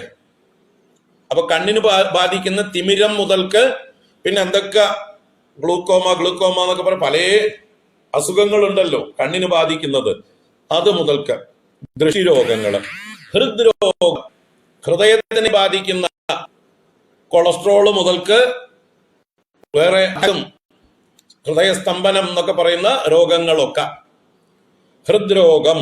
അപ്പൊ ശിരോരോഗങ്ങള്, ദൃഷ്ടിരോഗങ്ങള്, ഹൃദ്രോഗങ്ങള്. ശൂലം എന്ന് പറഞ്ഞാൽ വേദനകളാണ്. ശൂലം അവിടെ സന്ധിവേദനകള്, വാദം കൊണ്ടൊക്കെ ഉണ്ടാകുന്നതായിട്ടുള്ള വേദനകള്, പ്രസവേദന ഒരു ശൂലമാണ് അല്ലെ. ശൂലം കുത്തുന്നത് പോലെ, മുള്ളു തറയ്ക്കുന്നത് പോലെയുള്ള വേദനകൾ, അതിനെയാണ് ശൂലം എന്ന് പറയുന്നത്. അങ്ങനെയുള്ള ശൂലങ്ങള്. പ്രമേഹങ്ങള്, പ്രമേഹം നമുക്ക് ഭൂരിഭാഗം ആൾക്കാർക്കും ഉണ്ട് പ്രമേഹം അല്ലെ. കിഡ്നിയുടെ നിയന്ത്രണം നഷ്ടപ്പെടുക എന്ന് വെച്ചാൽ മൂത്രം ഒഴിക്കുന്നതിന് നിയന്ത്രണമില്ലാതാവുക, പ്രകർഷേണ മേഹനം ചെയ്യുക. മേഹനം ചെയ്യുക എന്ന് പറഞ്ഞാൽ മൂത്രം ഒഴിക്കലാണ്. അത് നല്ലപോലെ ആവുക, ഇഷ്ടം പോലെ മൂത്രം ഒഴിച്ചുകൊണ്ടിരിക്കുക, അറിയാതെ മൂത്രം പോവുക. അപ്പോൾ ആ ഒരു അസുഖം പ്രമേഹം. ജ്വരം എന്ന് പറഞ്ഞാൽ പനി മുതലായത്, നമ്മുടെ ശരീരത്തിൽ ഉണ്ടാവുന്ന പലതരം താപങ്ങള്, പലതരം പനികൾ. ഇന്നിപ്പോ പലതരം പനികൾ വന്നിട്ടുണ്ട് അല്ലെ, ഡെങ്കിപ്പനി വരയ്ക്ക്. അപ്പൊ പനി മുതലായത്, ജരാ, അർശസ്. ജ്വരം കഴിഞ്ഞാൽ അർശസ്. അർശസ് എന്ന് പറഞ്ഞാല് മൂലസംബന്ധമായിട്ടുള്ള രോഗങ്ങൾ അല്ലെ, മൂലക്കുരു, ഫിസ്റ്റുല മുതലായിട്ടുള്ള രോഗങ്ങള്, മലബന്ധം മുതലായിട്ടുള്ള രോഗങ്ങളൊക്കെ അർശസിന്റെ വിഭാഗത്തിൽ പെടുന്നു. അർശസ്. ജരാ, ശരീരത്തിന് ബാധിക്കുന്ന ജരാനരകള്, ക്ഷീണങ്ങള്. യക്ഷ്മ, യക്ഷ്മ എന്ന് പറഞ്ഞാൽ ക്ഷയം, TB, ട്യൂബർകുലോസിസ്, അതിനാണ് യക്ഷ്മ എന്ന് പറയുന്നത്. രാജയക്ഷ്മാവ് എന്ന് പറയുന്നതായിട്ടുള്ള വലിയ ക്ഷയം വരേക്ക്. ഹിക്ക, ഹിക്ക, ആ ശബ്ദത്തിൽ തന്നെ അറിയാം എന്താണ് ഹിക്ക. എക്കിള് മുതലായിട്ടത്, എക്കിളെടുക്കുന്ന ഒരു രോഗം പോലെയാണ് ഹിക്ക, ഹിക്ക. അത് ചിലർക്ക് എക്കിള് നിർത്താതെ വരും. അത് വിക്കിന്റെ ഒരു രൂപവുമാണത്. ഈ എക്കിളിന്റെ ഒരു മൂർധന്യ രൂപമാണ്. എപ്പോഴും എക്കിൾ എടുത്തുകൊണ്ടിരിക്കുന്ന ഒരു രോഗമാണ് വിക്ക് എന്ന് പറയുന്നതായിട്ടുള്ള, സംസാരിക്കുമ്പോൾ തടസ്സം ഉണ്ടാകുന്നതായിട്ടുള്ള എക്കിള് പോലെ വരുന്നതായിട്ടുള്ള ഹിക്ക. അപ്പൊ അതൊരു രോഗമാണ്. വിഷാർത്താൻ, വിഷം കൊണ്ട് ആർത്തരായിരിക്കുന്നവർ. അപ്പൊ വിഷം, പലതരത്തിൽ വിഷം നമ്മളെ ബാധിക്കാം. പാമ്പ് കടിക്കണം എന്ന് മാത്രമല്ല, ബാക്കി ഭക്ഷണത്തിലൂടെ തന്നെ ഇഷ്ടം പോലെ വിഷം വരുന്നുണ്ട് നമുക്ക് അല്ലെ. തമിഴ്നാട്ടിൽ നിന്ന് വരുന്ന പച്ചക്കറിയൊക്കെ വിഷം കലർന്നതാണ്. ധാന്യങ്ങളിലും പലതിലും വിഷം കലർന്നു വരുന്നു. കൃത്രിമമായിട്ടുള്ള ബേക്കറി ഫുഡുകൾ മുഴുവൻ വിഷമാണ്. ഫാസ്റ്റ് ഫുഡുകളൊക്കെ വിഷമാണ്. അപ്പൊ അങ്ങനെയുള്ള വിഷങ്ങളൊക്കെ നമ്മൾ കഴിക്കുന്നുണ്ട്. ആരാ നമ്മളെ രക്ഷിക്കുന്നത്? അങ്ങനെ വിഷാർത്താൻ, വിഷബാധ കൊണ്ട് പീഡിതരായിട്ടുള്ളവരെയും, അസ്മാൻ, അങ്ങനെയുള്ള ഞങ്ങളെ, ആദ്യ വിഷക്കായിരിക്കുന്ന അങ്ങ്, ആദ്യ വൈദ്യൻ, ഏറ്റവും ശ്രേഷ്ഠനായിട്ടുള്ള വൈദ്യനായിട്ടുള്ള ഹേ ശംഭോ ത്വം, അങ്ങയുടെ ഭേഷജം ഭസ്മ, ഏറ്റവും നല്ല മരുന്ന്, ഔഷധം അങ്ങയുടെ ഭസ്മം തന്നെയാണ്. അതും പ്രസാദമായി ഒപ്പം കഴിക്കുക. മറ്റ് മരുന്നുകളൊക്കെ കഴിക്കുന്ന കൂട്ടത്തില് ഭഗവാന്റെ പൂജിച്ചതായിട്ടുള്ള ഭസ്മം, അത് ഭഗവാന്റെ പ്രസാദമായി ഭഗവാനെ സങ്കല്പിച്ചുകൊണ്ട് അതും സേവിക്കാം.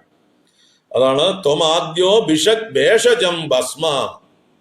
ഭേഷജം, ഭേഷജം എന്ന് പറഞ്ഞാൽ മരുന്ന്, ഔഷധം, അത് ഭസ്മ. ഹേ ശംഭോ ത്വം ഉല്ലാഗയ അസ്മാൻ വപുർലാഘവായ, അങ്ങനെയുള്ള അങ്ങ് അസ്മാൻ വപുഹു ലാഘവായ ഉല്ലാഗയ, അസ്മാൻ ഞങ്ങളെ, വപുർലാഘവായ എന്ന് പറഞ്ഞാൽ വപുസ്സുകളുടെ ലാഘവത്തിനായിക്കൊണ്ട്, ലാഘവത്തിനായിക്കൊണ്ട് എന്ന് പറഞ്ഞാൽ ആരോഗ്യത്തിനായിക്കൊണ്ട്, ശരീരത്തിന്റെ സൗഖ്യത്തിനായിക്കൊണ്ട്, അതിന്റെ ലഘുത്വം. രോഗം വന്നാൽ ശരീരത്തിന് ഗുരുത്വം വന്നു ചേരും, ഭാരമായി തീരും ശരീരം. രോഗമില്ലാത്ത ശരീരം നമുക്ക് ഭാരമല്ല. 110 കിലോ വെയിറ്റ് ഉണ്ടെങ്കിലും രോഗമില്ലെങ്കിൽ ഒരു ഭാരമേ അല്ല അവർക്കത്. ഭാരം വരുമ്പോഴാണ് അത് ഗുരുത്വം. അപ്പൊ ലഘു ഭാവം.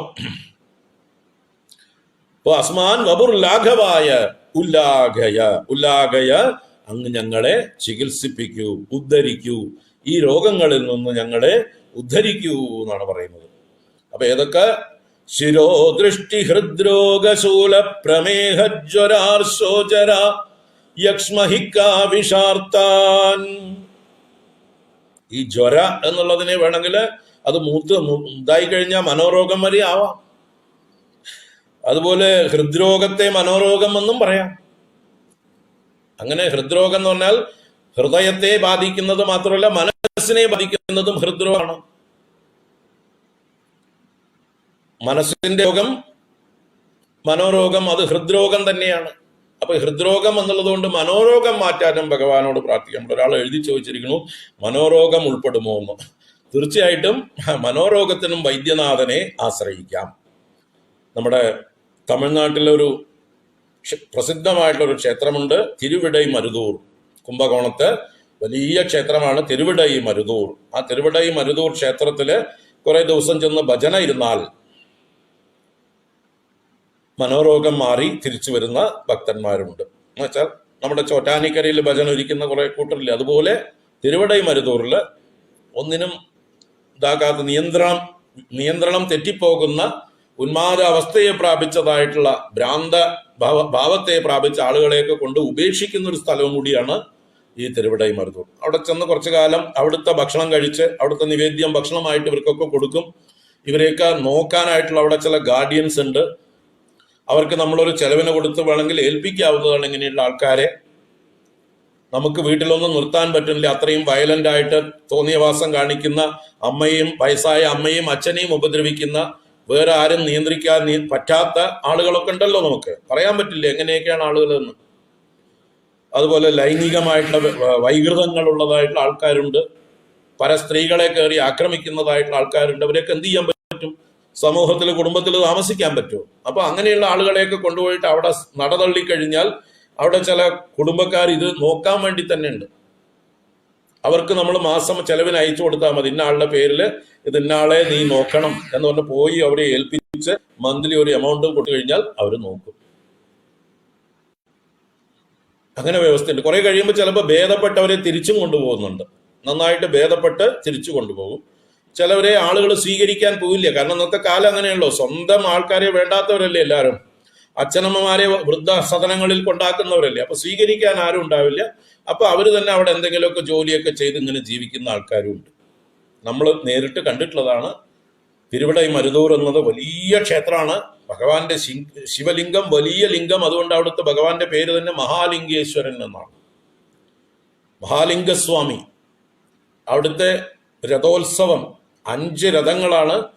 അത് 200 കൊല്ലം മുമ്പ് രഥങ്ങൾ ദ്രവിച്ചു പോയിട്ട് നമ്മുടെ ഗുരുനാഥൻ ദയാനന്ദ സരസ്വതി സ്വാമികൾ 10 കോടി രൂപയോളം ചെലവഴിച്ച് ഈ 5 രഥങ്ങളും പുനർനിർമ്മിച്ച് 2014 പണിതു കൊടുത്തു. 15 ആദ്യത്തെ രഥോത്സവം നടത്തി. ഞങ്ങൾ ആ രഥോത്സവത്തിന് പോയി. 15 പോയി, ഞാൻ 16 പോയി. 5 രഥങ്ങൾ. മഹാദേവന്റെ, മഹാലിംഗേശ്വര സ്വാമിയുടെ വലിയ രഥം, പാർവതീദേവിയുടെ 2ാമത്തെ രഥം, ഗണപതി ഭഗവാന്റെയും സുബ്രഹ്മണ്യന്റെയും അടുത്ത രഥങ്ങള്, ചണ്ഡികേശ്വരന്റെ രഥം. ഇങ്ങനെ 5 രഥങ്ങൾ, ഗംഭീര രഥങ്ങള്, കോടിക്കണക്കിന് രൂപ ചെലവ് ചെയ്ത് നിർമ്മിച്ചു കൊടുത്തു. അപ്പൊ ആ ക്ഷേത്രം തിരുവിടൈ മരുതൂർ, കുംഭകോണത്തുനിന്ന് ഒരു 20 കിലോമീറ്ററോളം ഉള്ളിലോട്ട് പോകണം. അവിടെ ഈ ഭ്രാന്തിനുള്ള ചികിത്സ സമ്പ്രദായം പോലെയുള്ള ആൾക്കാരുണ്ട്. അവിടുന്ന് ഉന്മാദം മാറി തിരിച്ചു വരുന്നവരുണ്ട്. അപ്പൊ അതുപോലെയുള്ള ഭഗവാനെ ആശ്രയിക്കാമെന്ന് പറയാം. ശിരോദൃഷ്ടി ഹൃദ്രോഗശൂല പ്രമേഹജ്വരാർശോജരായക്ഷ്മഹിക്ക വിഷാർത്താൻ ത്വമാദ്യോഭിഷക് ഭേഷജം ഭസ്മശംഭോ ത്വമുലാഗയാസ്മാൻ വപുർലാഘവായ ത്വമുല്ലാഗയാസ്മാൻ വപുർലാഘവായ. ഞങ്ങളുടെ ശരീരത്തിന്റെ ലാഘവത്വത്തിനായിക്കൊണ്ട്, ആരോഗ്യത്തിനായിക്കൊണ്ട് അങ്ങ് ഞങ്ങളെ ചികിത്സിച്ച് അനുഗ്രഹിച്ചാലും പ്രാർത്ഥിച്ചുകൊണ്ട് നമുക്ക് ഇന്നത്തെ സമയം അതിക്രമിച്ചു നിർത്താം. ഒരുപാട് സമയം പോയി. നാളെ തുടരാം. 16 മുതൽക്കുള്ള ശ്ലോകം നാളെ കാണാം. ഹരി ഓം. എല്ലാവർക്കും ശുഭദിനം ആശംസിക്കുന്നു. നാളെ 8 മണിക്ക് പ്രാർത്ഥനാ ഷഡ്പദി.